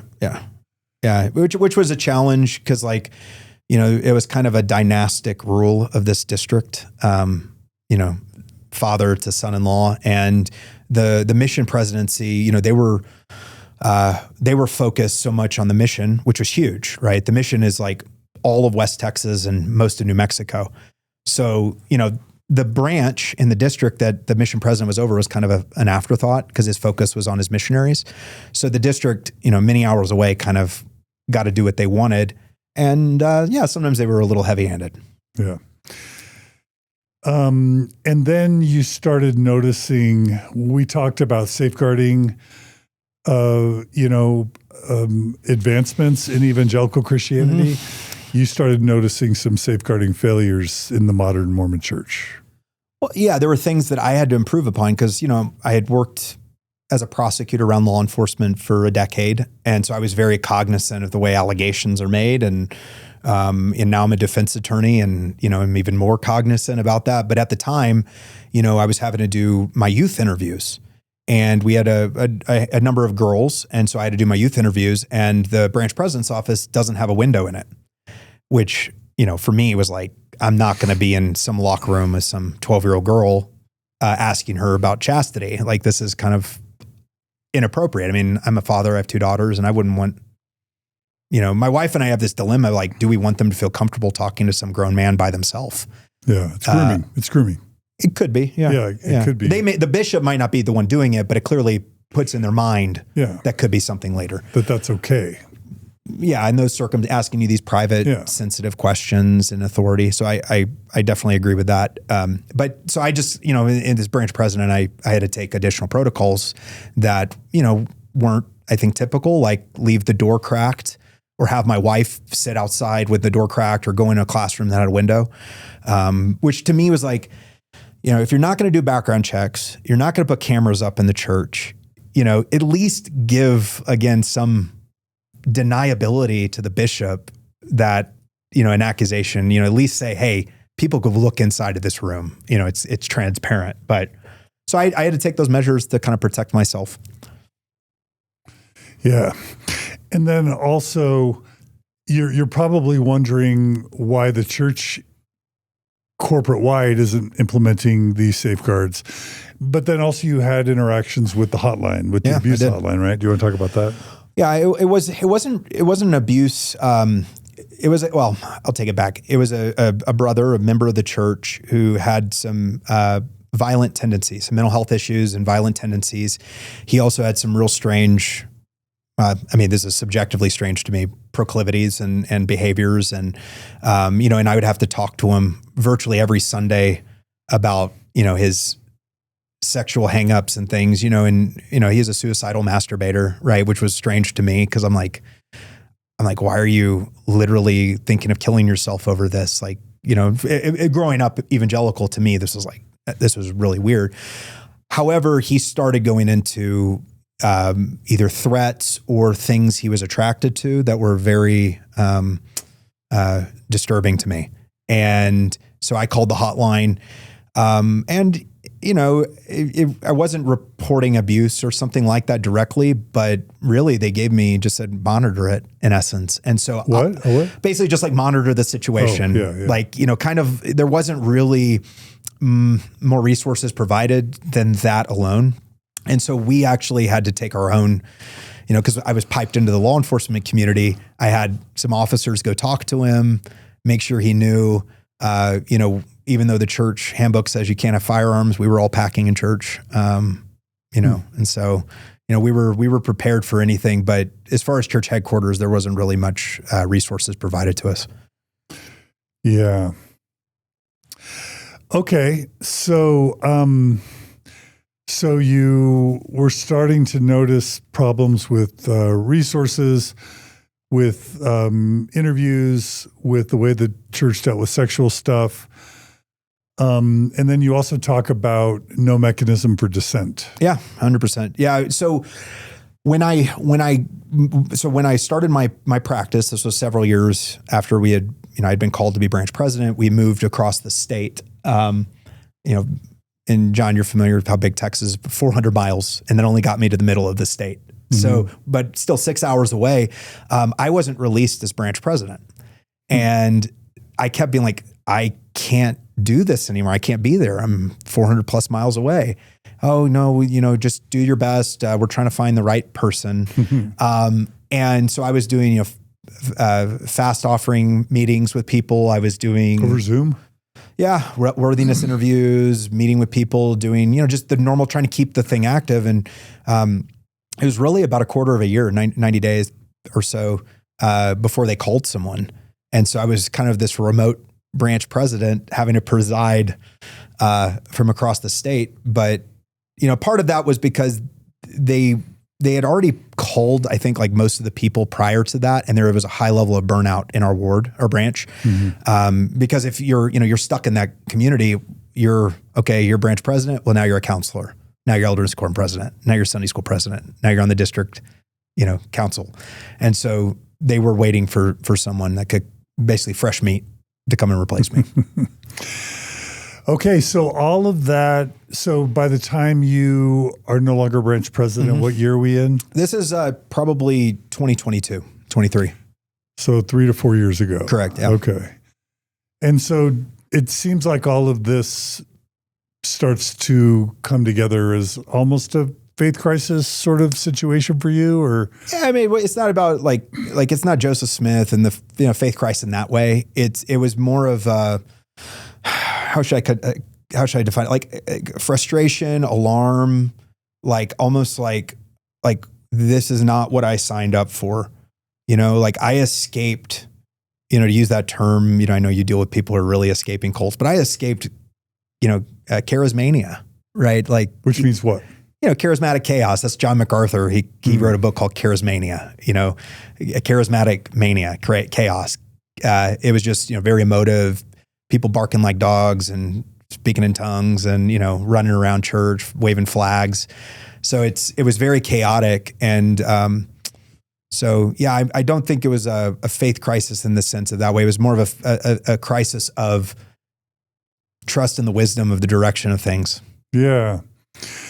And so the church's direction, the direction President Nelson was taking the church was also probably starting to weigh on you more and more, that you weren't finding the depth and the spiritual nourishment maybe that you were originally seeking when you joined? Well, it's in part, yeah. The way I would say it is that what I found in 2007 when I went inactive, and then later, was I really did fall in love with 19th century Mormonism. Now, not fundamentalism, but what I mean is like, the Mormonism that was at odds with mainstream American culture, the Mormonism that didn't care about, wanting to be at UNICEF meetings and patting the backs of the Archbishop of Canterbury, and, being World Council of Churches and being just, a normal Christian. How dare the Department of Defense not say that we're Christian? Like, they wouldn't have cared about that. They would have said, yeah, we don't want to be with those apostate, Christians. The Mormonism where you could drink beer, and I mean that literally because people drink a cup of coffee, they can't go to the temple, they're 800 pounds with an air tank, but no feet because they're diabetic, but they can go in the temple. They're worthy. Come on, guys, you've lost the script here.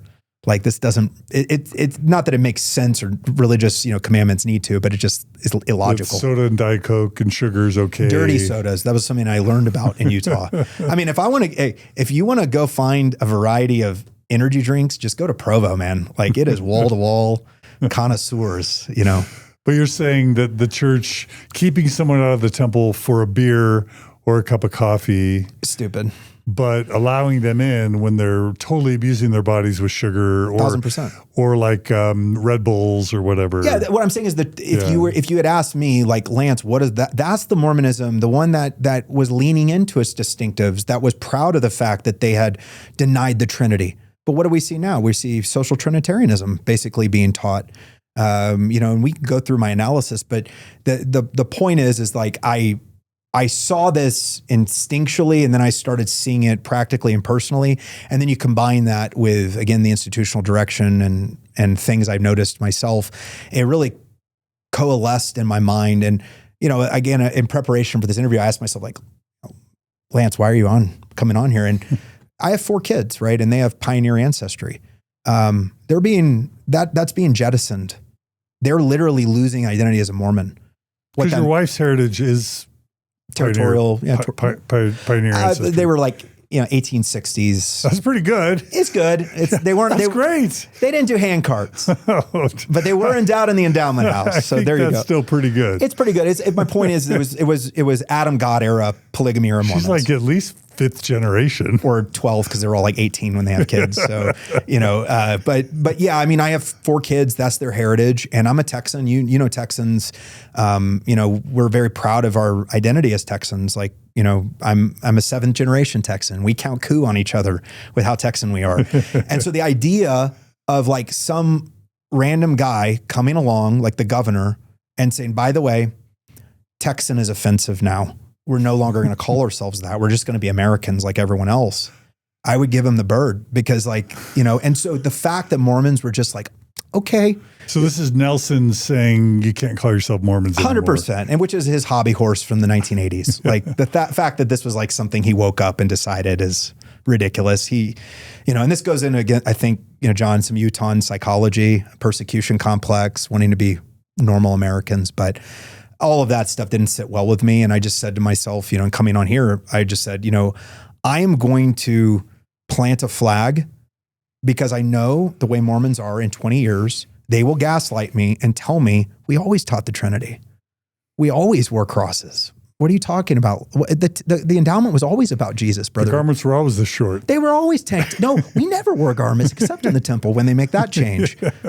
Like that's the way Mormons are. They legitimately have, and I said no history. I mean, the God makers, Mormons don't know about Adam God. They know nothing about polyandry. They know nothing about adoption or the kingdom of heaven or theodemocracy. So it's very easy for them. But I did find, maybe I'm revealing my own frustration just at the willingness of Mormons to just go along with it. And I think that speaks to potential directions the church could go and the way the congregation writ large will go with them.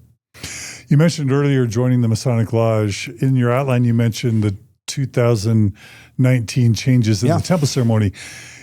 And I want you to talk about that, but something I wasn't sure you knew when I was reading your outline, and I texted you about this, is my understanding is the genesis for the 2019 temple ceremony changes was that the guy who was the film cinematic director of the renovation of the temple ceremony movies was found out to be a child abuser and was in prison for child abuse. Yeah.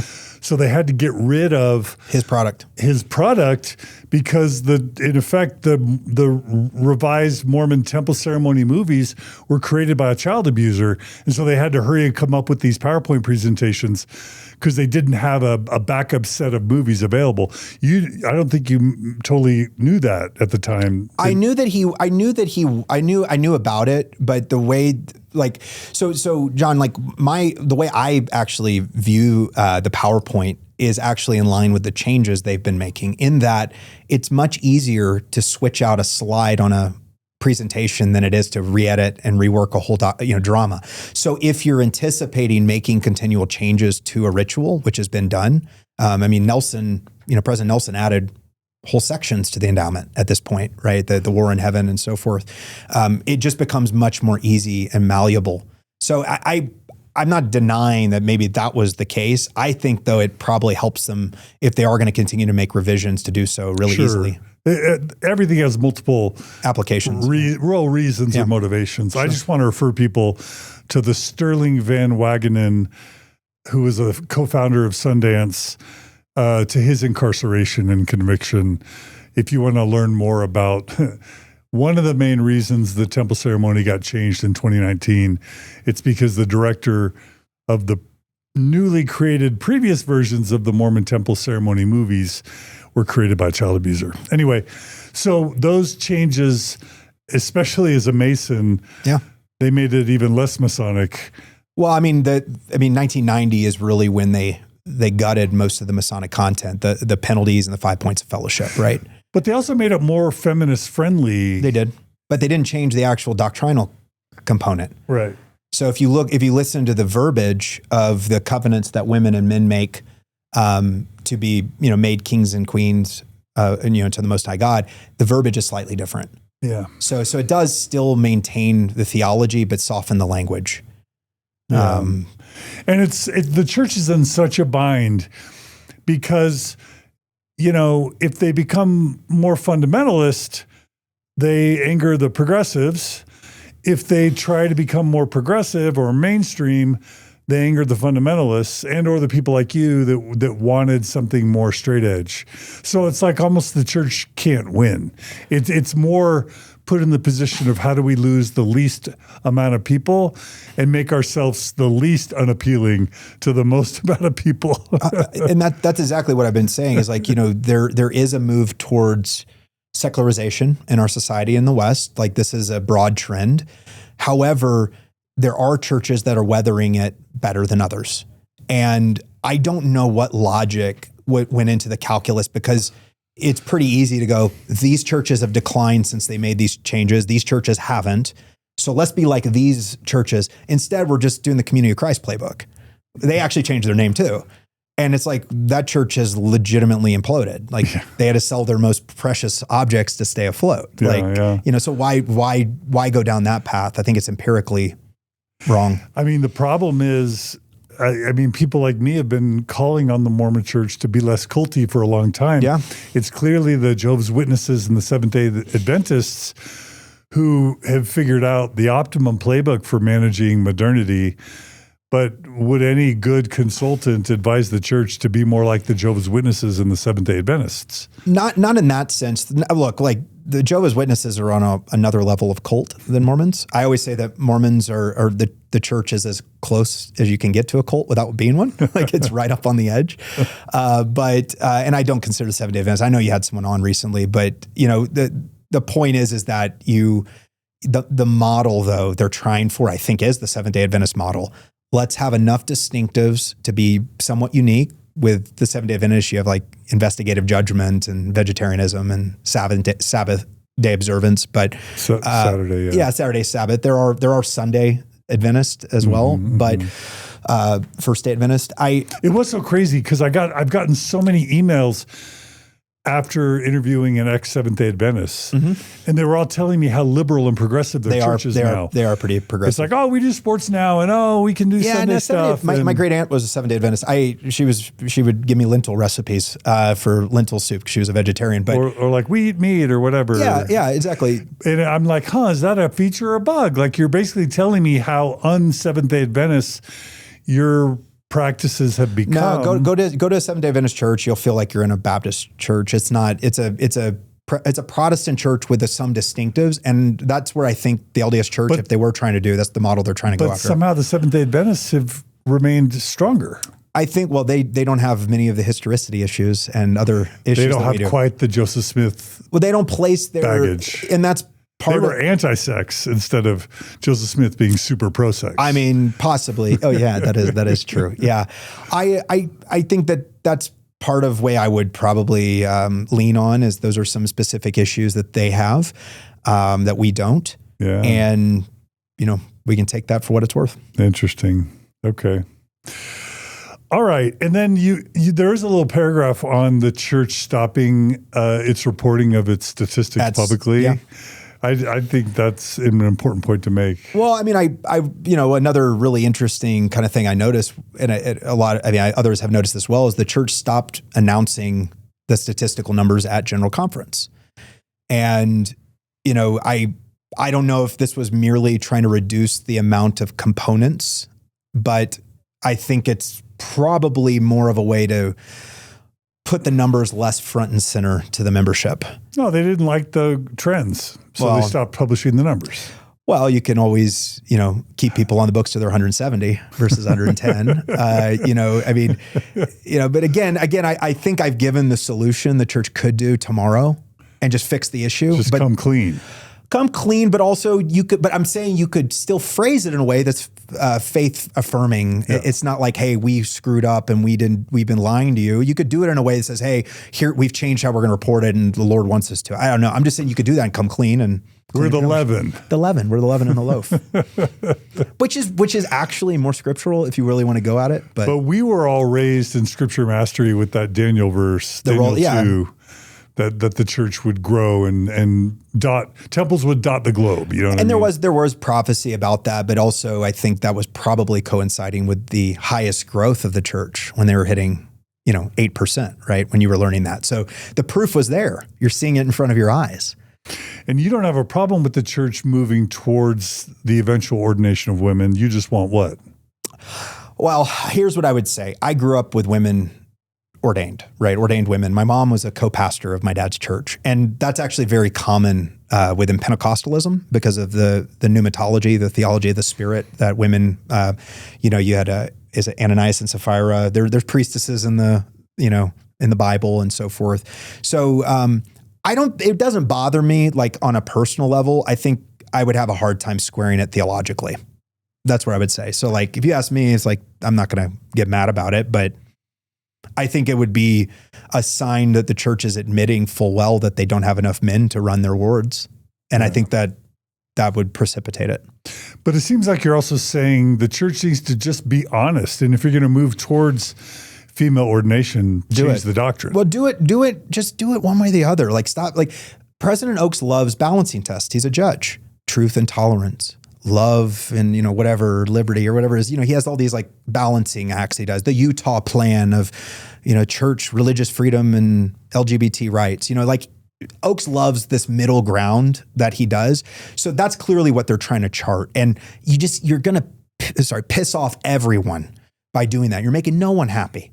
You're going to, and there's a lot of frustration in the church. People just aren't going to say it because, the true believing rank and file member who, is really raising, their kids in the church and they're going on missions and they're serving, they're not going to complain because they're going to take that as their faith is, I think, less intact, that it's been harmed, and they don't want to admit that. So, but yeah, I think the route that they're going right now is just frustrating everyone. Are you happy with the church's progress in coming clean with its history? Yeah, 100%. I think that's what they should have done. I mean, for me, like, again, like the magic side of things and Joseph Smith's, involvement in folk magic, I thought that was interesting. It never was like, I talked to people, I'm like, okay, it's Mormons that have issues with this and they're interlocutors. So if you're trying to appeal, only because all that was hid from us, but also the appearance, like you watch Prophet of the Restoration, Joseph is this earnest farm boy from American Fork. He never hurt a fly. And he was a feminist and anti-racist. But the real Joseph Smith was a warlord. And that's what I liked. I'm just being honest. Like, he had an army. He was my age. He was 38 when he died. Yeah. He had an army. He was, he had a city. He was, he's not this touchy. He was smoking cigars, right, and drinking beer. He liked lager. He writes about it in his journal. He was fist fighting people as prophet of the church, would throw down. Right? That's not your touchy-feely Provolone guy, right? The guy crying in your ward about mowing the yard. Warlord Joseph. He was. If you go to Reed Moon's rare bookstore, it's a plug for Reed, in his private collections area. He has a unfinished Arnold Freeberg painting of Joseph as Lieutenant General of the Nauvoo Legion. It's one of the best paintings. It's never been finished. I'd love to see it finished. But my point is, even if you don't like Joseph as Warlord Joseph, right? What I'm saying is that's a very different type of guy than the nice, effete, compassionate, nice boy who just always does the right thing and is earnest. It's like, that wasn't him. No, yeah, he had over 30 women. He did. Yeah, I mean, he did. He was married to a lot and, maybe did some stuff that he shouldn't have. And, but again, the guy fit in much more with Porter Rockwell and Brigham Young rather than Russell Nelson today. He was also likely commanding the assassination of a governor. Boggs, He was also seeking to potentially overthrow a state and become a king. He was ordained a king. I thought that was cool, man. But you can't, here's my point is you can say that this is all bad and we shouldn't do it. And that's fine, but you can't avoid the fact it happened. Yeah. And also you're going to undermine your own theology. You have to embrace it at some level and own it. It's just getting diluted. The church is just getting diluted. I think so. Yeah. Or they're trying to put a front on. And do you think that Nelson made a mistake by denouncing the term Mormon? Yeah. I don't think I don't know anything I really liked Nelson did. Mm-hmm. I mean, I really have tried really racking my brain to be positive. If anything, he really emphasized personal religious experience. Okay, great. That's what I'd give him. But all these adjustments. Now, do I think President Nelson unilaterally did it? Probably for some of these issues.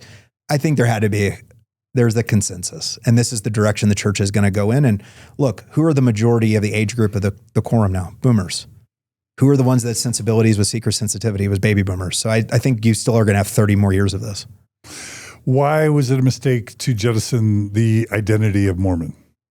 Well, let me steel man the argument about why we should jettison it, right? It's a nickname. It's bad. It's not the name Christ. It's the name of a prophet. It's, been maligned and you could get into the branding side of things. And you want to emphasize Jesus.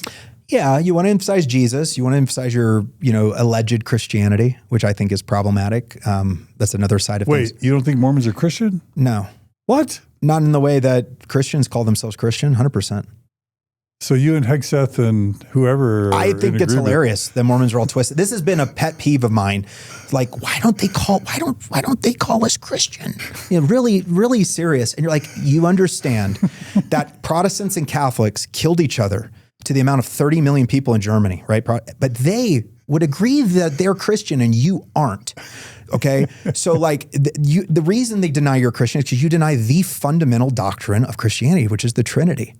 Right? You deny, it's the same reason they don't consider Christadelphians or Jehovah's Witnesses to be Christian, right? So yeah, we're Christian in the sense we believe in Jesus who walked in Palestine 2,000 years ago. And we're Christian and we believe that he died on a cross and somehow that's salvific, has a role in soteriology. But what else is Christian? We have a corporeal God who evolved to that status we believe in the Bible. We believe in the New Testament. We believe that Jesus died and was resurrected and died for our sins. Those are all true. I think I'm not a former evangelical, but from an ex-Mormon standpoint that's just trying to be objective, it just seems like 98% of what's important we share. That's true. But what I'm saying is from a self-identification, Mormons will say, I'm Christian. They don't understand why. What I'm saying is from the 2 billion plus other Christians, right? Not your 4 million active members. They don't consider you Christian because you're a heretic. What's most important to them. Correct. Because it's actually, you are worse than a false religion because you're taking the truth and warping it. And so again, a Catholic, an Orthodox, the Archbishop, the Patriarch of Constantinople, Franklin Graham, and the Pope could all get together and they would all affirm each other are Christians, right? But they all disagree fundamentally on doctrine because what the parameters that define the group, right, are those things that Mormons deny. So you're right. There are a lot of boxes and common ground, but we deny the things that are essential for Christians for self-identification as Christian. And so that's kind of what I'm saying, is not Mormons saying we don't believe in Jesus, but rather Christianity writ large identifying Mormons as such. But I mean, you can see why a Mormon feels like it's confusing to not be considered Christian when we worship Christ and believe in the Bible. You can see that, right? I do. But I also find it, I don't want to say people are ignorant that think that, but what I do think is you fundamentally just don't understand the theology and what these terms mean. It's not just like, again, Jehovah's Witnesses believe in Jesus, but they're not Christian according to a Catholic, a Protestant, and Orthodox, right? Because they deny that Jesus was God in the Trinity. He's pre-existent to them, but that's what I'm saying is No, I get it. Yeah, no, I know you do. What about the harm to Mormons to jettison, to active Latter-day Saints to jettison the term Mormon, and or the harm to the corporate church to jettison the term Mormon in terms of SEO, marketing, branding, etc.? Well, I would say that the general reaction outside of the church is just to call us Mormon. Yeah. They're just going to ignore it, right? Because member of the Church of Jesus Christ Latter-day Saints, it's like 50 words, and member of the church, which church? Like these are all generic terms. Now Mormons love generic terms. Well, it's the Church of Jesus Christ. Correct, which is the new one they're pushing. I would say that the response has been incredulous. Like no one believes it. Outside, nobody cares. No, or they just don't believe. It's like whatever, this is branding. What about inside? How does it harm insiders to not have that identity? Well, I would say this. I think that it actually speaks to psychology of members too, because, and this is what I really believe, I think if I talk to a rank and file member, and I've actually had this conversation, it's not about the name change, but it kind of coincides with this. They'll say like the family proclamation, that is the red line. And, if they ever, have blessings of homosexual unions, I'm out of the church, right? I believe those people, the day they announce that they're going to seal homosexuals in the temple, would say at sacrament meeting, I had to pull over and the Lord spoke to me. They'll just, they're gonna accept anything. I really believe that. As far as the name change, same thing. You have the name your ancestors lived by for hundreds of years, were probably killed for, which were persecuted. Notwithstanding the name Christian was a pejorative. It says so. That the critics of the church called him Christian. That wasn't Christians calling themselves. They adopted the name. So the fact it was a nickname to me is that's a stupid reason not to call ourselves that. As far as the harm though, I think again, rank and file members will go along with it. They'll say this is so inspired. It was so wonderful. I had to pull over on the side of the road because, the Lord touched me so much. But what it's doing to them psychologically is it's unmooring them. It's removing history. It's removing all the meaning associated with that term. Like think about what Mormon means. It's a cultural complex. It's a religious complex. It's a history. It's a place name. It has a lot of, again, ethnic characteristics to it. Now to just replace it with member of the church, what else are you losing? And that's what I'm saying is going to be the big harm. It's going to be harm to my kids. It's going to be a harm to the children growing up in the church. They're not going to have the same cultural depth, identity. You see this with the move away at General Conference from talking specifically about the United States and the Americanness of the church. I think that the Mormon identity was it was a bulwark for the church, but it was also something that I think was problematic or troublesome for them going elsewhere because it had all these components to it. Maybe they're coming after me and Mormon Stories and the Open Stories Foundation because they want to bring it back. That's possible. But why would, I don't know. I think you're too effective. We'll see. But they didn't go after a Book of Mormon play. Maybe they couldn't. I don't know. But they certainly can afford more lawyers and more Curtin legal McConkie. expenses. Yeah. No, whoever owns Secret Lives of Mormon Wives, Hulu. You said they could actually whoever defend owns themselves. the Book of Mormon musical, they would be a lot more expensive to sue. Honestly, I couldn't tell you what the motivation is. It could be that you're an opponent and they, and that could be it. But I do think it goes to the name change and the motivations is a deep insecurity I perceived with Mormons about being like weird, being outsiders, not being normal. Yeah. Like we're not a member of a cult. We're Christians just like you. Yeah. It's like, no, you're not. The weird thing is I don't see myself as an antagonist or enemy to the church. I never have either. Yeah. I think, you have differences of opinion and but I'm also trying to get the church to do better. So I feel like I'm trying to help the church improve. You helped me. And I'll tell you why. Because I would have not been intellectually engaged this is not when there were a lot of resources online. There weren't Amazon. I couldn't go find books, So, I relied on Mormon Stories to, I think, give me additional context and history that I otherwise wouldn't. I did a church history trip as a single guy when I was going to school in Boston. So I drove across the country and I listened to Mormon Stories the whole time, going through Nauvoo and all these church history sites. Yeah. Well, it's fun. Well, we'll see how that goes. So where does that leave you? Where does this leave you today? So as I mentioned at the beginning, you're still active in the church. I am. You're still married. You're and you and your wife, I assume, are still raising your kids largely in the church. What do you want to say about where you stand? Do you want to talk about your beliefs? Do you want to talk about the risks of coming on Mormon Stories and why you came on and how you see your future and your family's future playing out in the church? Yeah. There's a lot to unpack there. Yeah, a lot of questions. I mean, look, Mormonism is bigger than any one moment in time. And so, the interest that I'll have is there no matter what. Like there's just so much research and interesting things. And, Joseph Smith is this incredibly fascinating guy with, some really interesting things that are coming out. And I've done my own research. Hopefully we can talk about. And, so I want my kids, I don't want to rob them of their heritage, their connection with their church. I don't want to, any way malign it or anything like that. And I want it to be a successful institution. I think it does a lot of good. And, for what it's worth, it does produce really good people. Like there's the output as a product, notwithstanding some of the downsides, there's also some really good that it does do. But my concern writ large is that it's going to be unrecognizable. And, in 10 years, there's going to be crosses on top of every temple. They took down Moroni, right? So they could create space. I mean, it's a joke, but is it? I don't know.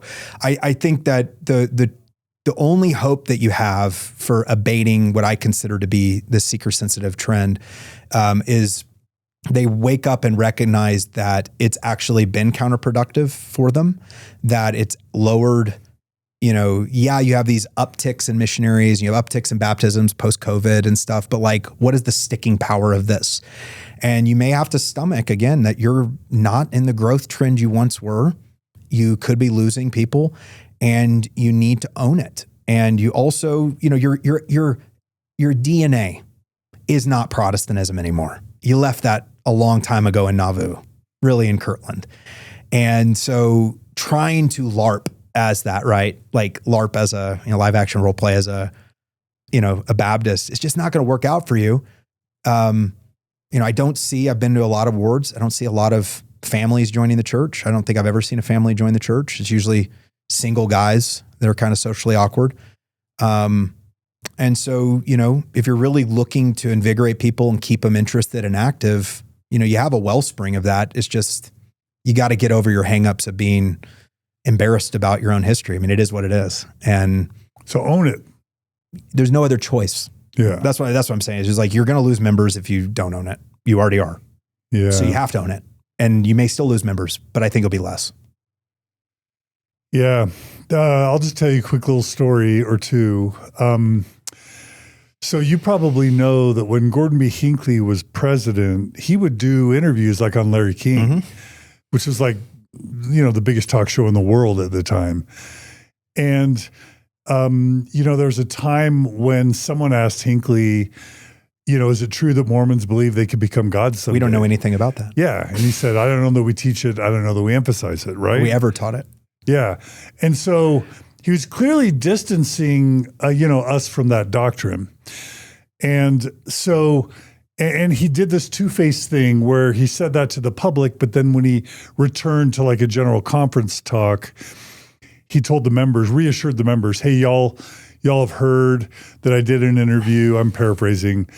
And he kind of said, don't worry, I understand the doctrine. And everyone laughed in the general conference. So basically what he was doing is kind of being two-faced. He was telling the world, yeah, that crazy God maker stuff we don't believe. But he was telling the members, don't worry, we still believe all those things. So one of my first sunstones, this is like 2004, Michael Quinn shows up and he gives a talk about something, and this is just my memory. Do Mormons still kind of believe in theosis and this idea that Mormons could become gods? And I didn't realize at the time that he was still a full believer in golden plates in the Book of Mormon. But the way I remember him summarizing his Sunstone talk was by jettisoning the doctrine of theosis to accommodate mainstream Christians, the Mormon Church is selling its birthright for a mess of pottage. 1,000%. And that's the exact way I would say it. Because you got to remember, what did Joseph get killed for? I mean, a lot of reasons, but one of them was his theology he was teaching. It was way out there. I mean, and incorporating Masonry and everything else he was doing. So to then go back and say, actually, we're just like these guys is a little bit, I think, insulting. And you know, Michael Quinn was correct. I had actually had the opportunity to correspond with Harold Bloom, who wrote American Religion. We had Yale professor, never Mormon. Yeah, never Mormon, Jewish scholar of literature, and his book was very influential to me for a number of reasons. I've adopted his largely his understanding of America's religion as Gnostic. I think that's probably true. But I asked him, I said, I was talking to him through email, and I said, why is it, if you were so correct, you predicted the church have 200 million members. And his response was, well, that's because they didn't affirm their Gnostic elements. And so in a way, I'm kind of echoing a similar sentiment, which is, you only have so much distinctives. Like, what's the offer you're making? Is your offer authoritarian Methodism, or is it something truly unique? And, there's a lot of gray in between, but I think those are really your two kind of options you have. And I think it was the sociologist Rodney Stark that made that prediction that we would have 200 million members or whatever. It was based on the projections in the 80s and 90s, and they didn't see the number abating at all. Yeah. Fascinating. The other thing I was going to say is there was a sociologist named Armand Moss. He was a Mormon sociologist. He wrote a book called The Angel and the Beehive. He was a legendary Mormon studies scholar. And he made the point that throughout the whole history of the church, there are always these swings towards assimilation and retrenchment, where the church becomes too distinctive. And that starts to threaten their existence, like with the federal government wanting to shut us down over polygamy. Correlation. And so we assimilate, become more like the host population to survive. But then if we become too close to the host population, we lose our distinctiveness, we lose our value proposition, and then we swing more back towards retrenchment, which would be like Brigham Young and the Mormon resurgence, the Reformation, right? Or David O. McKay swinging us away from polygamy, which would be assimilation. But then Joseph Fielding Smith and Joseph F. Smith and Bruce R. McConkie in the 60s and 70s with Harold B. Lee swinging us back towards correlation and more fundamentalism. Yeah. And the idea is that we're always going to be doing this oscillating between assimilation and retrenchment, and then back to assimilation. But you do 2 steps forward and 1 step back, right? Like, this is the thing, is like, yes, there has been a pendulum, and you do see like David O. McKay. I think that's where every member of missionary gets coined. That was kind of one of the big transition points to using more acceptable language. Then you have, of course, the subtitle to the Book of Mormon, Another Testament of Jesus Christ, with Ezra Taft Benson. So there has been different moments. Then, of course, the opposite direction happened with distinctives, where you have correlation. I think it was Harold B. Lee with the garden tomb, saying this is the place that this occurred. So they wanted a distinctive. So there has been that, but it always ratchets back to, I think, one level removed from where they began before. It never returns back to the distinctives. But I mean, I think you would agree that this is complex even for you, because I don't think you would go back to the 1-drop rule and taking priesthood away from black people. No. I don't think you would want polygamy to come back. No. I don't even think you would want Adam doctrine, Adam God theory to come back, maybe. But would you want the Masonic penalties put back in the temple ceremony? I'm not, like, I don't know how much. They're so violent. They are violent, but I mean, Like, seriously, you're cutting your throat. Like, you can't bring that stuff back. And they kill animals in Islam during Eid. I mean, there's violence in religion. I mean, what is the center focus of Christianity? It's torture. It's literally the electric chair Roman style.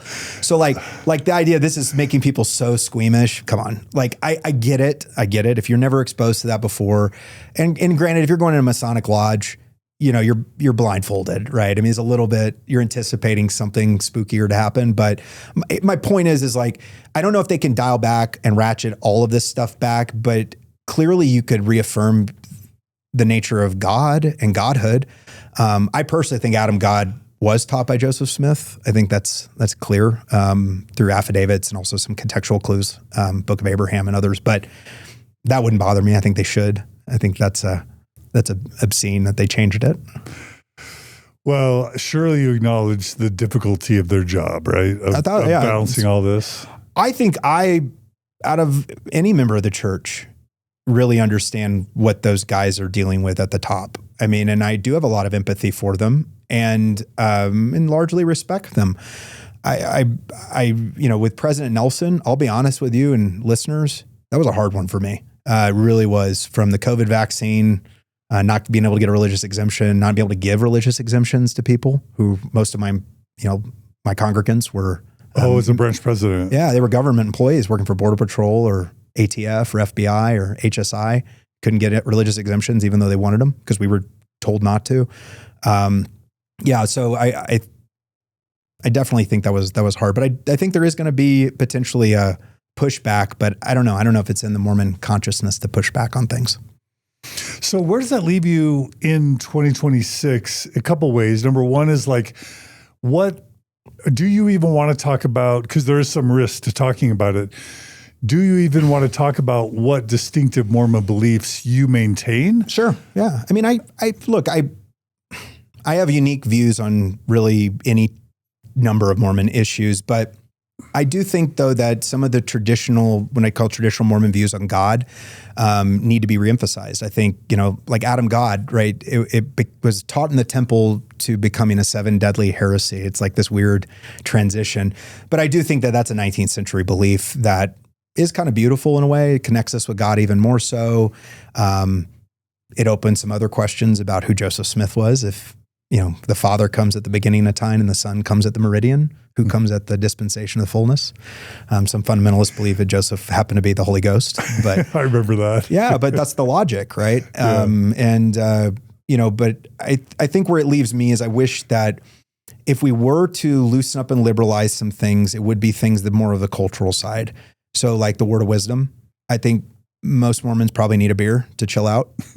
Like you have way too much time on your hands. You're too worked up on this. Like, just go drink a beer like Brigham did. I think that would be one, loosen up the word of wisdom. I think I would make it, the numbers, of course, come down, just really have a clean numbers, and make it a more elite perspective rather than this, we're a mass church. I think you could reaffirm any number of traditional doctrines and not use the same transition of verbiage that they're using now. Does the church apologize for the priesthood and temple ban of Black people? I think they probably should, yeah, just to get it out of the way. What do they do with Joseph Smith's polygamy? I mean, again, I think as a progressive, John, people can choose the way they arrange their sexual lives. No, I would say that doesn't bother me. I mean, again, now when you get into 14-year-olds and things like that, we can have another conversation, but how can you get away from it? And Joseph was a polygamist, it's a fact. What do you do with Joseph's teenage brides? I think you have to say he made mistakes. These were wrong. Mm-hmm. Now, look, I'm not saying that 14 was normal in 19th century America. It was a different world, right? So is it the same as today in 2026? No, I'm not going to say that. Am I going to say he shouldn't have done it? Yeah.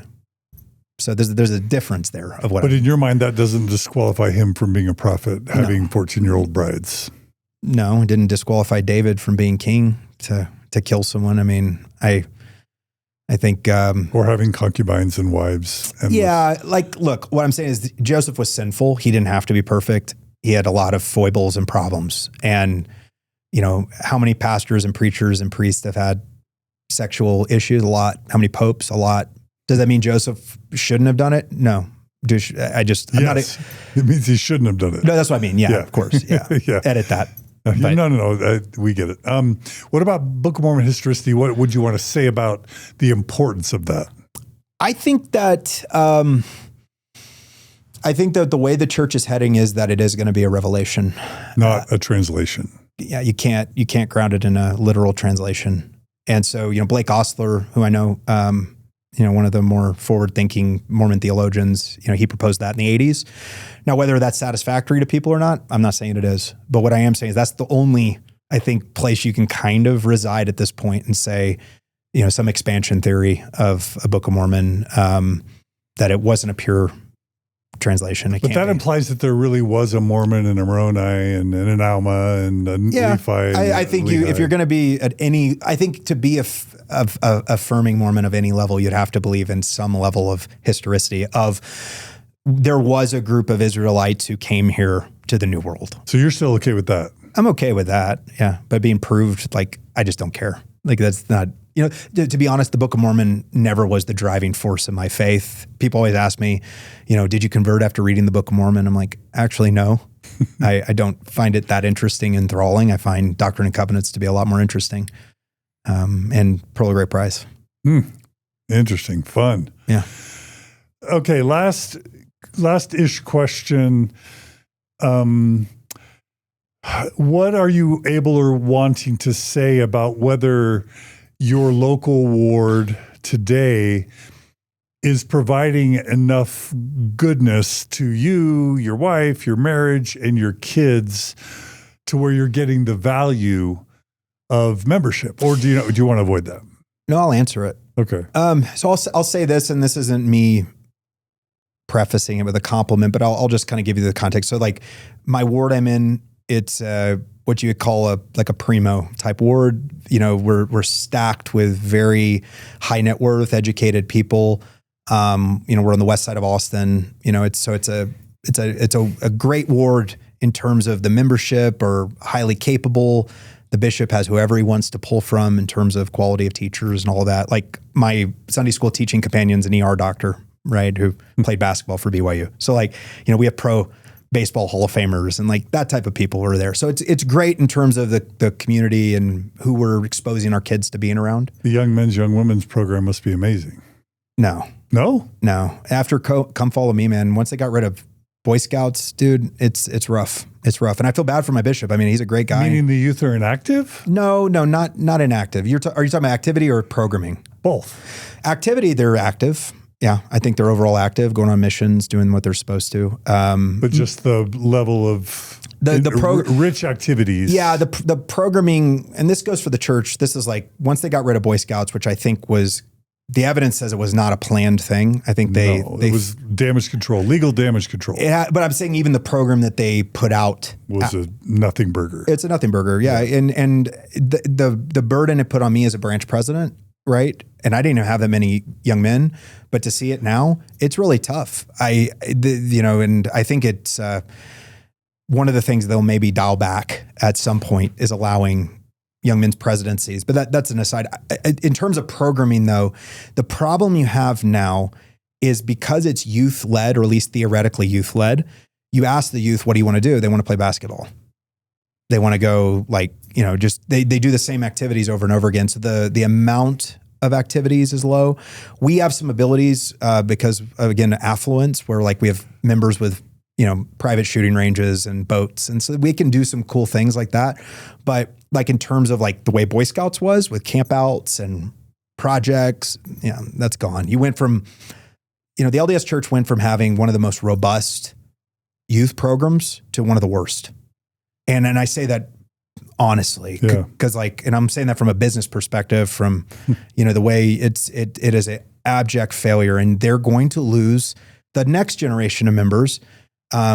Because again, you're just not providing anything for them. What's the point? The 20 minutes of Sunday school, that's what you get out of it now. I mean, it's just not much. Statistics would show that 50 to 75% of your kids will leave the church. I think that's accurate. I was told by a mission presidency member that 50% of missionaries went inactive, but half of those came back. So out of RMs, they were losing about 1 in 4. So I think, I don't know how many go on missions, but yeah, I think it's about 50%. That sounds accurate. And yet you're still deciding to raise your family kids in it. Yeah. Well, I mean, some of that's a utilitarian decision. Again, I liken it to being like Jewish. You want your kids to be around cultural Mormonism, and there is a distinctive culture there. Yeah. The buttoned up, crisp shirts, and that culture I think is really good. Striving for honesty, striving for morality, integrity, that there's hard work. A spiritual component to material success, that you're not meant to be a monk somewhere. You need to engage life. These are very Mormon things. I think those are good. I think the network is great. And there is a spiritual component to it that's good, right? Now some of that's, again, we've said watered down 100%, but for the time being, that's where we're going to be. But I think with my wife and I, a lot of it's utilitarian. And, we also know what we can teach our kids at home. So they will see, the scholarly books that I have. They will see books on Mormonism and Masonry. They will see, books about the historicity of the Book of Mormon and Book of Abraham, because I don't want them being lied to, and then I have to answer questions and they're pissed at me as an 18-year-old. Well, you want to inoculate them so they have a chance of staying. But if but at the end of the day, then they decide I don't want this. It's on their own volition rather than feeling like I was lying to them. Yeah. Because that's worse. That's what happened to me. I think it happened to a lot of people. Yeah. I had a bishop at a faith crisis after he read the gospel topic essays, and I was boggled. My mind was boggled that this guy's like 60 having a faith crisis over this. But yeah, it shows you that really that's kind of what people need to be inoculated for. I mean, they kind of shot themselves in the foot by hiding the problems for so long. Mm-hmm. And I think they were able to grow at a rate they probably wouldn't have grown at if they hadn't have hid the history from its members. So it's hard to know whether they made a mistake or not. It's hard. I mean, that is hard to say. I think it was insecurity about being labeled as a cult. That's where most of it goes to, is Joseph's involvement with the occult and Western esotericism. Yeah. So you want to distance yourself from that. So, okay, now maybe the last two questions. Are we going to talk about Peliel too? No. Why don't we, let me ask a couple more questions and then we'll give a preview of your research. Okay. But I think we should give your research its own episode. But before we give you the teaser, because he's done some really cool research, two strains that I really want you all to see. I desire you all to receive it. Before then, I want to close with two questions. You must know that at least some people have received pressure, if not even threats of discipline or church discipline for coming on Mormon Stories and for being honest. And then the second part of that is, if you knew that, which I know you did because you wrote it in your outline, why did you decide to come on and even do this episode? Well, so two questions. So one is, I'm hoping my church and its leaders are charitable enough to allow me the ability to say what I'm saying. That would be a hope. But I mean, is there some end you desire? No. I'm prefacing what I'm going to say with that. Okay. Which is, I mean, I had asked myself, I said this earlier on, what was my motivation? One, I mean, I like the topics we want to talk about the origins of the true order of prayer, or, the change in language. I mean, those things are fascinating, but like, why would I want to put myself in the position of, potentially getting in trouble or something? And really it came down to wanting to create a record. Honestly, I mean, we're told to create records in the church. So I'm creating a record now saying, hey, you're making these changes. I don't think they're going to stop. I think you're going to continue doing it.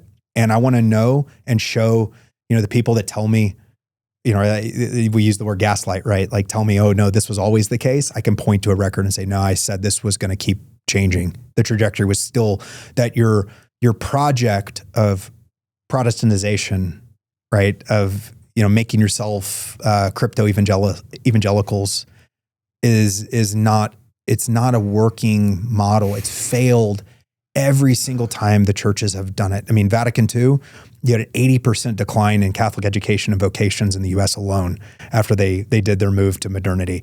Mainline Protestant denominations, they're literally vestiges of themselves. Is evangelical Christianity in decline though? It depends which type. Like, so if you were saying the Southern Baptist Convention, right? It's had decrease decreased membership is still big, right? But like mainline evangelicals, like Methodists, United Methodists, who are now split, yeah, they've completely declined to the point of irrelevance in many ways. But like non-denominational Christianity's exploded, but a lot of that's transitions from people from mainline Protestant and denominational churches into them. Switching. Yeah. So I don't think it's true conversions. Like you're not seeing some massive revival. You're seeing really just transition from one church to the other. And I think that's what they're trying to capitalize on in our church, is make the transition for converts easier. It seems like there's a resurgence in Catholicism right now. Have you noticed that just in the past year or two? So, so this is actually really interesting. If you had done the study and you'd asked the consultants who they're relying upon, you'd say, hey, look what these guys are doing. They're getting the interest from Gen Zers, the same demographic we're, hemorrhaging. But I don't know if the numbers show a massive resurgence as it is a particular uptick as Gen Zers. So like as Men. a person, Men, Gen Z men. Gen Z men. Yeah. First group that's been more religious than women. Yeah. Some of that I think is, atomization, alienation from society, wanting some type of roots. And so they're drawn to these really traditional forms. But again, you go to, I went to an SSPX mass, a Catholic Tridentine mass, and it was full of 30-year-olds, families, young families. I went to a Novus Ordo, new modern Catholic mass. It was fairly empty. Now, granted, those are subjective samplings, but I do think that is what they're seeing, is these traditional churches are growing. So strong, traditional, confident, old school religions probably have the most viability, you're saying. Or staying power. I mean, look at Islam. Yeah. They don't change at all and they're growing. I mean, that's just, I think that's the nature of religion. Yeah. It's just the nature of psychology of people in religion. So you don't have to have a divine origin to say, it's just because why do people want to be a part of this? Well, they need something that's bigger than them. That's timeless. That's rock solid, that has principles. Exactly. But if you're constantly changing, hint, like some churches do, well, what's the point? Yeah. You're not giving me anything timeless and immortal and permanent. And so I think that's probably why we're seeing uptake. But we're going the opposite direction. And every time the prophets make a big change away from what previous prophets have said or taught, they're in effect undermining their own authority. Correct. And this is why under President Nelson, there was the decanonization of the Journal of Discourses. Those are no longer, they have now disclaimers on them saying they're not official publications. Why? You want to unmoor yourself from prior teachings. So those are no longer authoritative. Yeah. And the real focus has been recentered on the living prophet. So, in a way, they're trying to, I think, shore up the problem with that, what you're speaking of, which is how do you deal with the change that was made by a prophet in the past? I think right now the transition is, well, it doesn't matter what a prophet said in the past. The living prophet's all that matters. Mm-hmm. And I think that's kind of where we're currently at. In your mind, to our detriment, possibly. 100%. Yeah. Because you have to ask what the motivations are. Yeah. And like, you're uncomfortable with certain things that are said in the Journals of Discourses. I mean, Brother Brigham gives us quite a few. But what's the motivation? The motivation is this frees up my authority now. I no longer have to deal with these pesky 19th century sermons. They're no longer authoritative. But what they'll tell the membership is God said so. Probably, yeah. Yeah. But you're saying many of the members are smart enough to see what's going on? I mean, I would hope. I think the closest I've gotten has been like stake presidents and stuff sighing, clearly they're not happy. They're like, yeah, there have been a lot of changes, kind of under their breath, but they're not going to say more than that because the only remaining, I think, theological mooring that the church has is authority. And so anything else can be jettisoned. Yeah, no, that is the most sacred thing in Mormonism right now, in my opinion, is its authority. Well, of course. Yeah. Yeah. Yeah. Even though they're moving to putting Jesus at the center at the end of the day. Well, I mean, you're vicar of Christ, right? But like, what was the whole project of Mormonism? It's how do we have authority to do sacraments, to do these ordinances? Yeah. So authority is at the heart of the project. Yeah. And so to close, I imagine if you still want to stay in and or raise your kids in the church for as long as you're able, you're hoping no church discipline comes about as a result of this interview? I mean, yeah, of course. I don't think I said anything that I wouldn't say to someone in conversation, a stake president. And, I don't think it will, but I hope it doesn't. And if it does, so be it. Yeah. All right. So let's give a preview for the really cool research you've done. Let's start with, which do you want to start with? Well, since we've talked a lot about changes in the church, let's talk about the General Conference Word Project, the Rejects study I did. Okay, go ahead. Yeah. So, we've kind of mentioned, John, quite a bit about changes and we can lay them all out, from curriculum changes to name change of the church to the hinge comment about, the Rome temple dedication being the hinge point, removing Moroni and so forth. I wanted to, of course, see where all these changes were being made, but at the end of it, I needed some type of empirical proof other than these type of, public PR type of things that we're all kind of noticing the church is making. And the way that I did that was actually by looking at all the public general conference talks that BYU has housed through their conference index. And I think it might be the Scriptural Index Project. But what I did was I looked at that, looked for changes where word patterns started being amended, and then really placing that on a chronology. And the findings were fascinating. So I think it makes sense to go ahead and show. We'll just go ahead and show the slides, and we'll also probably do a separate. We can just do a couple episode as well. Just pick the one you want me to talk about. I'll turn the thing towards you so you can see it a little bit. No problem. Why don't you talk people through this? Yeah. So this is I call it the Reformation Index. Protestantization is a mouthful, and I also felt like seeker sensitivity or church growth wasn't descriptive enough. So I went with the Reformation Index, and what it charts are 7 different metrics across all general conference talks from, I believe, 1948 till the last of President Nelson's talks. And it looks at Mormon distinctive doctrine, certain scriptures that are being mentioned, phrases like Holy Week or other generic pieties and things of that nature, and then looked at the amount that those are being specified. So let's jam through it. Yeah. So the first slide just kind of goes over it. It just says Mormon conference rhetoric has gotten measurably Protestant. It's real. It's accelerating. It's picked up. President Nelson had a marked increase, and it really played the same playbook that I saw under the seeker-sensitive movement. And we can go to the next slide.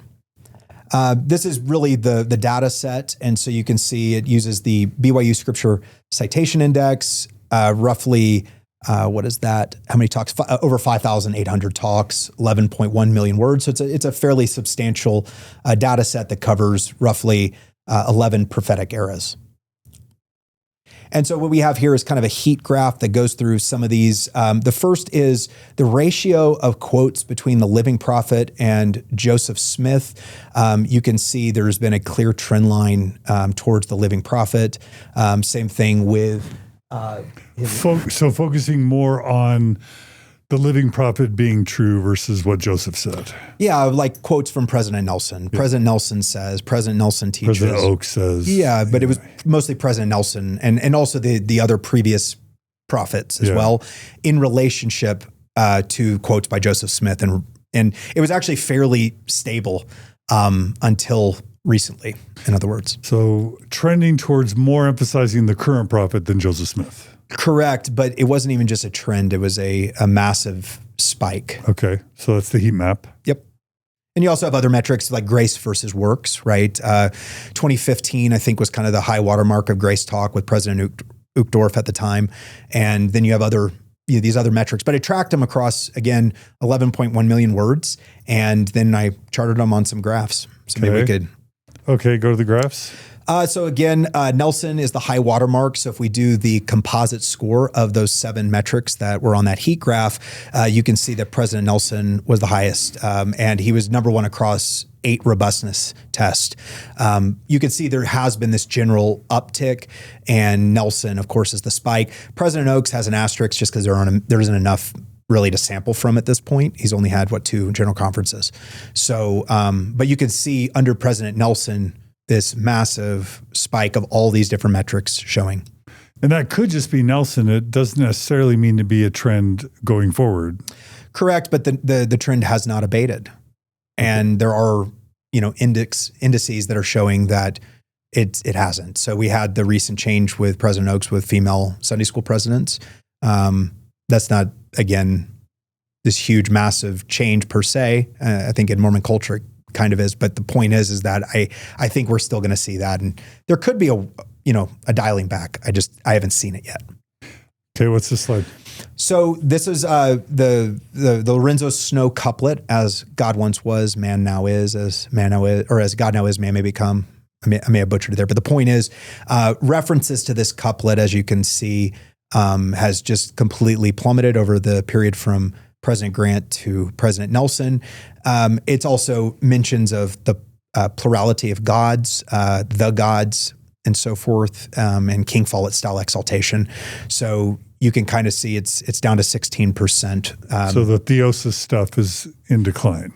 Any of the the way we phrase Mormon theology has the distinctive ways we phrase the gods created the heaven and earth, Abraham chapter 4. That verse has not been mentioned in over 15 years in General Conference. So they're clearly trying to stay away or repackage distinctive Mormon doctrines in generic Christian phrasing. Okay. All right. What about this next one? So this is 2 other kind of points, references to grace versus the liturgical calendar. So what we see here is in green, all the prior presidents of the church prior to President Nelson. You can see there is a slight uptick over time to references to grace versus works. So there was beginning to be a little bit more emphasis on grace versus works righteousness and works salvation, but it spikes again under Nelson. And then the other slide really is, I think, very telling. This is the phrase Holy Week.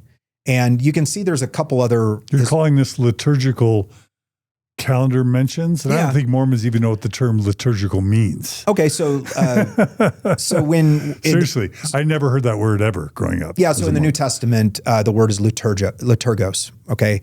And it's what is kind of what you would go to a Catholic Mass is a liturgy. It's a scripted ceremony. It's like the endowment. The endowment is a liturgy. Yeah. It's a similar process you go through. So within those churches that are liturgical, that use a liturgy, they also will have calendar dates and feast days and seasons of the year that correspond to certain colors. And this calendar repeats itself over time. One of those phrases that we have, or 2, is Advent, of course, leading up to Christmas. Deseret has now been publishing Advent calendars, and Ensign has Advent calendars. But Holy Week specifically dealing with the week from Palm Sunday to Easter Sunday. And under President Nelson, this is a unique phrase that started being used over and over and over again.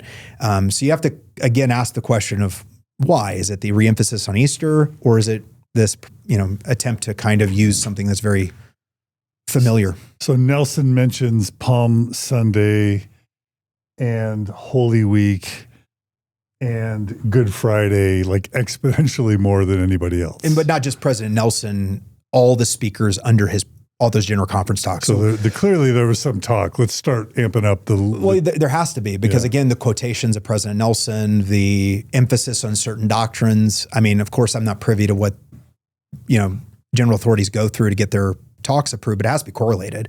And so they have to be given some, because the indicators that you're seeing here, they wouldn't be if one person makes the difference. These have to be a concerted effort on the body writ large. That bar is just on the Correct. right. Yeah, it's just crazy big. So I mean, it could be we're trying to be more Christian and emphasize the Passion Easter, which is not a big deal to Mormons. Let's be honest. But I think again, you're seeing it for probably a part of the same reason I was talking about with other issues. Well, I was taught growing up, it's not only that the Catholic Church is evil and that evangelicals are wrong, but that wearing the cross is evil, bad. Offensive. Don't do it. Offensive. Yeah. Jesus like getting hit by a car. I've heard that. I always thought that was kind of silly in Mormonism. Of course, but still, those were the rules. But that happened, mid 20th century, the de-emphasis of the cross, right? So, I mean, But Mormons didn't know that. No, they didn't. They didn't. We just grew up thinking it was bad, knowing it was bad, and that Mormons don't wear crosses. But now you see a lot. I see missionaries wearing crosses. Totally. It's weird. It is weird. It is weird. My mother-in-law has had some questions about that. Yeah. And then mentions of the living prophet eclipsing Joseph Smith. Yeah, this was the one I think was really telling to me. I've never met a humble surgeon, but that being aside, it really does show that there was this market increase and concerted effort to mention President Nelson. You're saying he got mentioned as prophet more than any other past prophet? Well, clearly, yeah, including Joseph Smith. You can see the ratio. Relative to Joseph Smith. Yeah, exactly. And so he's the only president of the church to ever be mentioned in this fashion more than Joseph Smith. Now, Hinckley got close on a couple years. I think there may have been 1 year where he went above, but overall, yeah, it's 100% Nelson. Which means that couldn't be a coincidence. It's not. There must have been. That's why I said the hinge point of the church is the Rome temple. What was he talking about? Rolling out all these changes to resuscitate the church. Because what's the hinge? The hinge is church growth. We're going to see it flip back the other way. So you're saying it was 3.6 to 1 under Nelson? Yeah, I think so. I've run this study a couple times. He was mentioned almost 4 times as much as Joseph Smith in General Conference talks. So you're saying there might be a little bit of surgical narcissism there, surgeon narcissism. I would never imply that about a prophet. You did imply it. Oh, I did? Well, I mean, you combine a surgeon with a prophet. I mean, I wouldn't consider those to be two humble professions. I was excommunicated by a surgeon, so that you're getting into sensitive territory for me. Oh, there you go, man. He was an orthopedic surgeon, Brian King. Hey, Brian. Hey, Brian. I'm sure he's watching.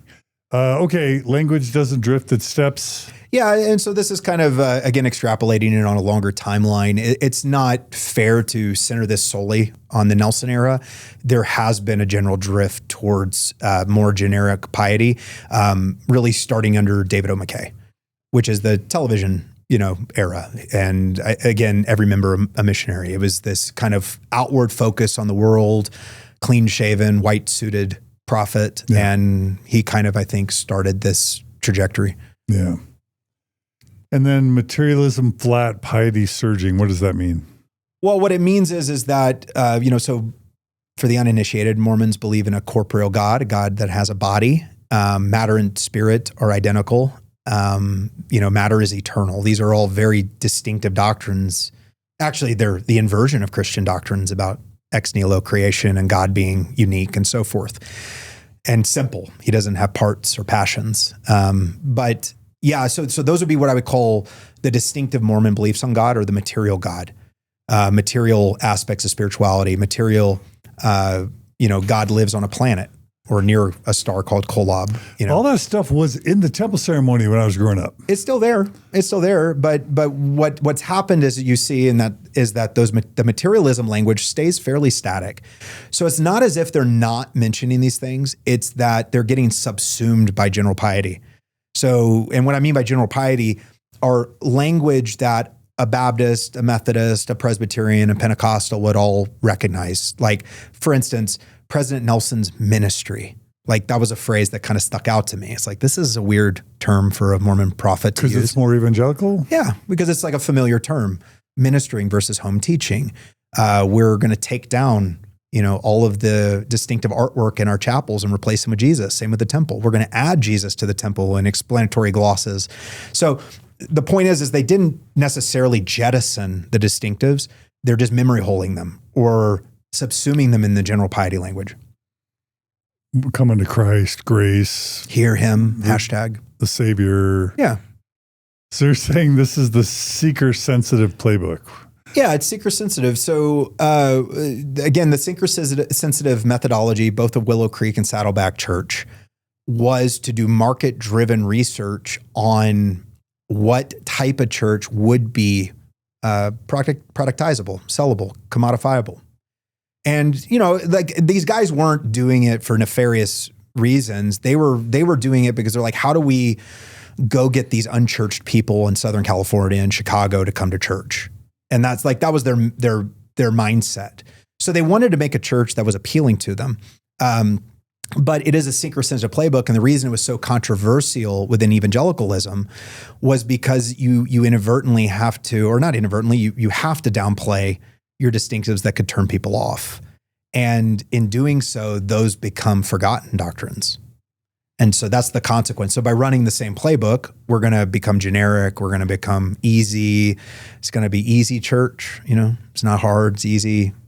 Your garments are shorter. It's clearly the same playbook of we want to make this as the bar as low as possible for entry. Coca-Cola is okay. Yeah, Diet Coke. I mean, even the church doesn't care nowadays if you smoke cannabis or do psychedelics, as long as it's prescribed. Or you just don't. It doesn't ask. There's a don't ask, don't tell. Yeah, probably. I mean, there clearly is. Again, there is a loosening of some of those parameters. And some say coffee and tea are going to be legalized at some point. Now, this is secondhand, but close friend, his first cousin's a member of the one of the quorums of the 70, as a general authority, and I saw the plan, the conversation, the notes from a conversation about that topic that they were having at church headquarters. Now, this was a number of years ago. That it's being discussed. That it had been discussed. They have discussed at the highest levels that issue. Coffee and tea, but also other issues about changes they can make. You don't want to say which ones? We could guess. Things you would be happy with, John. Oh. Well, now I don't know what you're talking about. Okay. LGBT stuff? Yeah, probably. I'm not gay. You're not? No, I'm joking. No, I'm kidding. I mean, I'm not kidding, but I see what you're saying. Well, Saddleback's doing okay, right? I don't know how Saddleback's doing, but I think there's still massive evangelical churches, but I think they've hit we're several generations now past the seeker-sensitive phase. So I mentioned previously in the interview, the young, restless, and reform crowd. Those churches grew really fast. There was a transition, I think, back at some of these seeker-sensitive churches to being a little bit more theologically engaged, but specifically Saddleback or Willow Creek. I mean, Willow Creek's had major hard times because they're, Bill Hybels had to resign a number of years ago. So the next slide is, did it work? And recently we've discussed Jeff Strong's data that shows that 40% of Mormons raised in the United States have left the church over the past 25 years. Yeah. You have data too. What does your data show? Well, the data shows the growth rate of the church based on the percentage of, the membership, in other words. So this is the growth rate relative to church membership size, along with that Reformation index that I talked about. And as you can see, they crossed somewhere around 1990, but the index kind of stayed level and then spiked under President Nelson or right before. And then you see the growth trend has stayed low. It bounced back a little bit after COVID, but. So the Protestantization of Mormonism is not working in terms of retaining or growing the membership in the U.S.? I mean, I don't have the empirical numbers other than some of the recent numbers that came out of states like Washington that showed a decrease in membership. So based on those, I would say no, clearly not. I mean, look, ask any believing person, Mormon, go to their ward and just ask, when's the last time a full family walked in and joined? You may have one, but in 20-something years, that's not who joins the church. That's not who I see. So we're not really seeing the same growth that they had in like the 70s, where people would join as a family and so forth. But in terms of actually seeing the way it plays out, I think it's going to be 10 years before we can actually point definitively, because by then this will have played out and then we'll actually have the numbers to go on. All right. We won't show the rest of the slides other than the last one, which is where you can find your data. So it's reformationindex.jerusalemandAthens.com. Yeah. That's where you can, and there's the slide. Yeah, I just hosted it on there. And it gives you all the ways that I pulled from the data set and analyzed it. So if people want to critique it or do their own, they can do the same thing. But it's all open source information. Okay. All right. And so the final thing I want to just give a teaser about, I want this to be an LDS discussions episode, which I think is a big deal. Yeah. But how do you want to preview your discoveries about the temple ceremony and possible origins for some of Joseph's doctrines or practices? Yeah. So without going into too much, too much detail, we mentioned I'm a Mason. I was the District Deputy Grand Master of Austin, and I've been a past master, founded my own lodge, and so I've been through as many degrees and things, and as one can probably go through, with some exceptions. And so I fundamentally understand, I think, the way ritual works and ceremony and initiation, and that's what the endowment is. It's a Mormon initiation with, of course, Masonic parallels. So I've been fascinated with it. Parallels or plagiarisms? Both. But the point is I've been legitimately fascinated with the endowment as a ritual and Joseph's more esoteric work, because even things like the endowment were in public when he released them. And this is partially why I accept certain teachings that I think Joseph was teaching, like Adam God and so forth, because I think he was doing it under the cuff. He wasn't publicly proclaiming this stuff. But one of the things I started researching was some of the aspects that were removed in 1990 was the Adamic phrase, Paleel.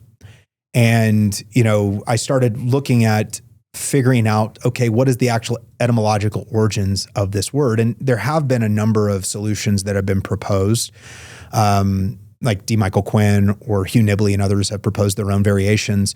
But I looked and I saw there was another word that was very similar that Joseph concocted, which was Barak Ale, which was a code name that he used for himself in the United Order sections of the Doctrine and Covenants in the 1840s, because these were legal. He was afraid of legal, either prosecution or lawsuits based on the United Order. And so in the 1840s, he used a code name for himself, Barak Ale. So Paleel, Barak Ale, they have the same ALE ending on the words. And that just kind of started a little research project that led me to conclude some of the originations of where Joseph was gleaning this material and what Paleel is, and then also really what the purpose of the endowment is. So you're saying that you found a likely source, and most current Mormons who aren't 56-ish years old or older won't even have ever heard the term Paleel. Correct. They wouldn't know about the penalties either. Yeah. But when I was going through the temple, we'd say Paleel. Correct. Instead of, oh God, hear the words of our mouth. There's the At the true order of prayer. The word or the phrase or whatever. And so once you unlock, though, the meaning of Paleel and what the, in my opinion, logical and likely etymology is in origin, it unlocks the whole purpose of the endowment. And it becomes crystal clear, because things like, for instance, certain elements, like when Satan shows back up and tries to trick them. And then of course, Peter, James, and John giving, the token of the Aaronic priesthood. And then, these certain aspects are like, what is the true order of prayer? They don't make sense. They're kind of disjointed. But once you start unlocking some of these things that I'm talking about, it becomes very clear what Joseph was trying to teach. And I don't know if you mind, but again, Paleel comes from where, according to your research? So Paleel, along with Barak Ale, are derived from a book called The Magus by Francis Barrett. And The Magus was a grimoire, a magical text. We have multiple points of contact with Joseph in his history, and I'm not the first to say this, but multiple points of contact with this book, which happened to be subtitled The Celestial Intelligencer. And in that book, it talks about things about light transfer from planets or angels as resurrected beings. But one of the individuals or angels that's mentioned is Peliel, P-E-L-I-E-L. And when you use the same transliteration to get Barak Ale, you can reconstruct it as Paleel, as Peliel. And the reason that's significant is, why would Peliel be the person? It's because that's the preceptor of Jacob. It's the angel that Jacob wrestled with. It's God's spokesperson.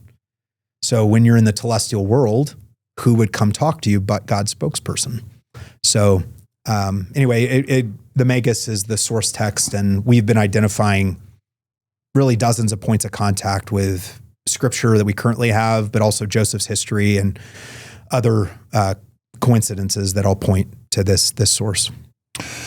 And I mean, have you run this by Dan Vogel and folks like that to get their blessing? Not that they're gatekeepers, but they kind of... No, I haven't. Nick Littersky, who is one of the co-authors of Method Infinite, is a good friend of mine, and we've been working on this. He's also a Mason, and so he wanted. Cheryl Bruno too, right? Yeah, I mean, has been involved in that. Correct. Cheryl Bruno was. Yeah, she was. She was one of the authors, the three. And so, but Nick and I have been working on this quite a bit. Nick is one of the individuals that kind of helped decipher some of the magical parchments that are in the Smith family. And then, we've been kind of working with each other on this Megas theory. And is it the type of thing that eventually you might publish in Dialogue? I mean, this is a classically Dialogue-like article. I submitted it to Sunstone, but it's in the editorial process. I have no idea. They've got to approve this. I hope they do. Yeah, but also Dialogue should I should. this. Well, say a good word. Put me in contact. Oh, for sure. Yeah, because I mean, legit though, like the amount, like again, no one noticed that the subtitle was Celestial Intelligencer. Mm-hmm. And the symbols were on Joseph Smith's parchments and on his Jupiter talisman and the Mars dagger. You have so many points of contact, not only at the beginning and end of his life, but also in the scriptures to point to this as a source text. Maybe this belongs in the Journal of Mormon History, but maybe if I put you in touch with John Turner, he can review it, become a co-author, and then you'll have some. I would love it. Okay. Yeah, I'd love his critique. And I'm not a guy that wants hey, I came up with the Peliel thing, but like if people want to stress test it and get some credit for expanding it, that's great. All right. Well, Lance Kennedy, I am so happy that you were willing to come to Utah and tell your story and to share your research with us. But mostly I love it that, I've always tried to interview active, faithful Mormons. So I just have loved your story today and all you're wanting to share. And I love it that you're still Mormon. Yeah, no, I mean, and John, I really mean this. This is like, I'm not blowing smoke, wherever. I really do appreciate your show, and it has been a great resource for me, and I know probably for a lot of people, just because if you don't have people to talk to, like I didn't have my family or friends that could talk about some of these historic things, you need a resource. You provided that, and it also gave me a way to start processing my own thoughts, and not feel like I was by myself, which was great. And I just appreciate you, man. Thank you. And I love you telling the world that not only have you never been confused about who owns and runs Mormon Stories Podcast, but the Mormon Stories helped you join the church and has helped you stay in the church. Yeah, I won't comment on people lawsuit. Being confused, but yeah. You already did, by the way. I did. I know. Thank you for reminding me. All right, Lance Kennedy, if people want to reach out to you, contact you, how do they do it? Just email me, lance.kennedy@gmail. It's fine. You got that early. I got it real early. Or you can lance@lancekennedy.com, but that's my law firm one, so the Gmail one's fine. Beautiful. All right. Well, thanks for joining us today on Mormon Stories, everybody. Thanks to everyone who donates to make it possible. We couldn't do it without you. Please like and subscribe to this channel on YouTube and elsewhere. Please comment, email us at mormonstories@gmail.com. If you donate, thank you. If you don't donate and you want to see us continue, you can go to mormonstories.org/donate, become a monthly donor. If you want to donate to our legal fund to help us survive the multi-million-dollar lawsuit that the church has launched against us, you can go to mormonstories.org/legal and donate to our defense fund. We're a nonprofit. Our donations in the U.S. are tax deductible. And thanks to Brooklyn and Julia for all they do behind the scenes to help keep us afloat, along with Margie and our board. And if you want to, like Lance, be interviewed on Mormon Stories Podcast, all you got to do is go to mormonstories.org/apply and do a 3-minute video and fill out the form. And if you're a good storyteller with a good story and you have a really good sense for how our audience would love your story, then there's a good chance we'll accept you to be interviewed. So please apply if you think that works. And again, tune in the next days, weeks, and months for more Mormon Stories podcast episodes. Be good to each other, be kind to each other, and we'll see you all again soon on another episode of Mormon Stories Podcast. Take care.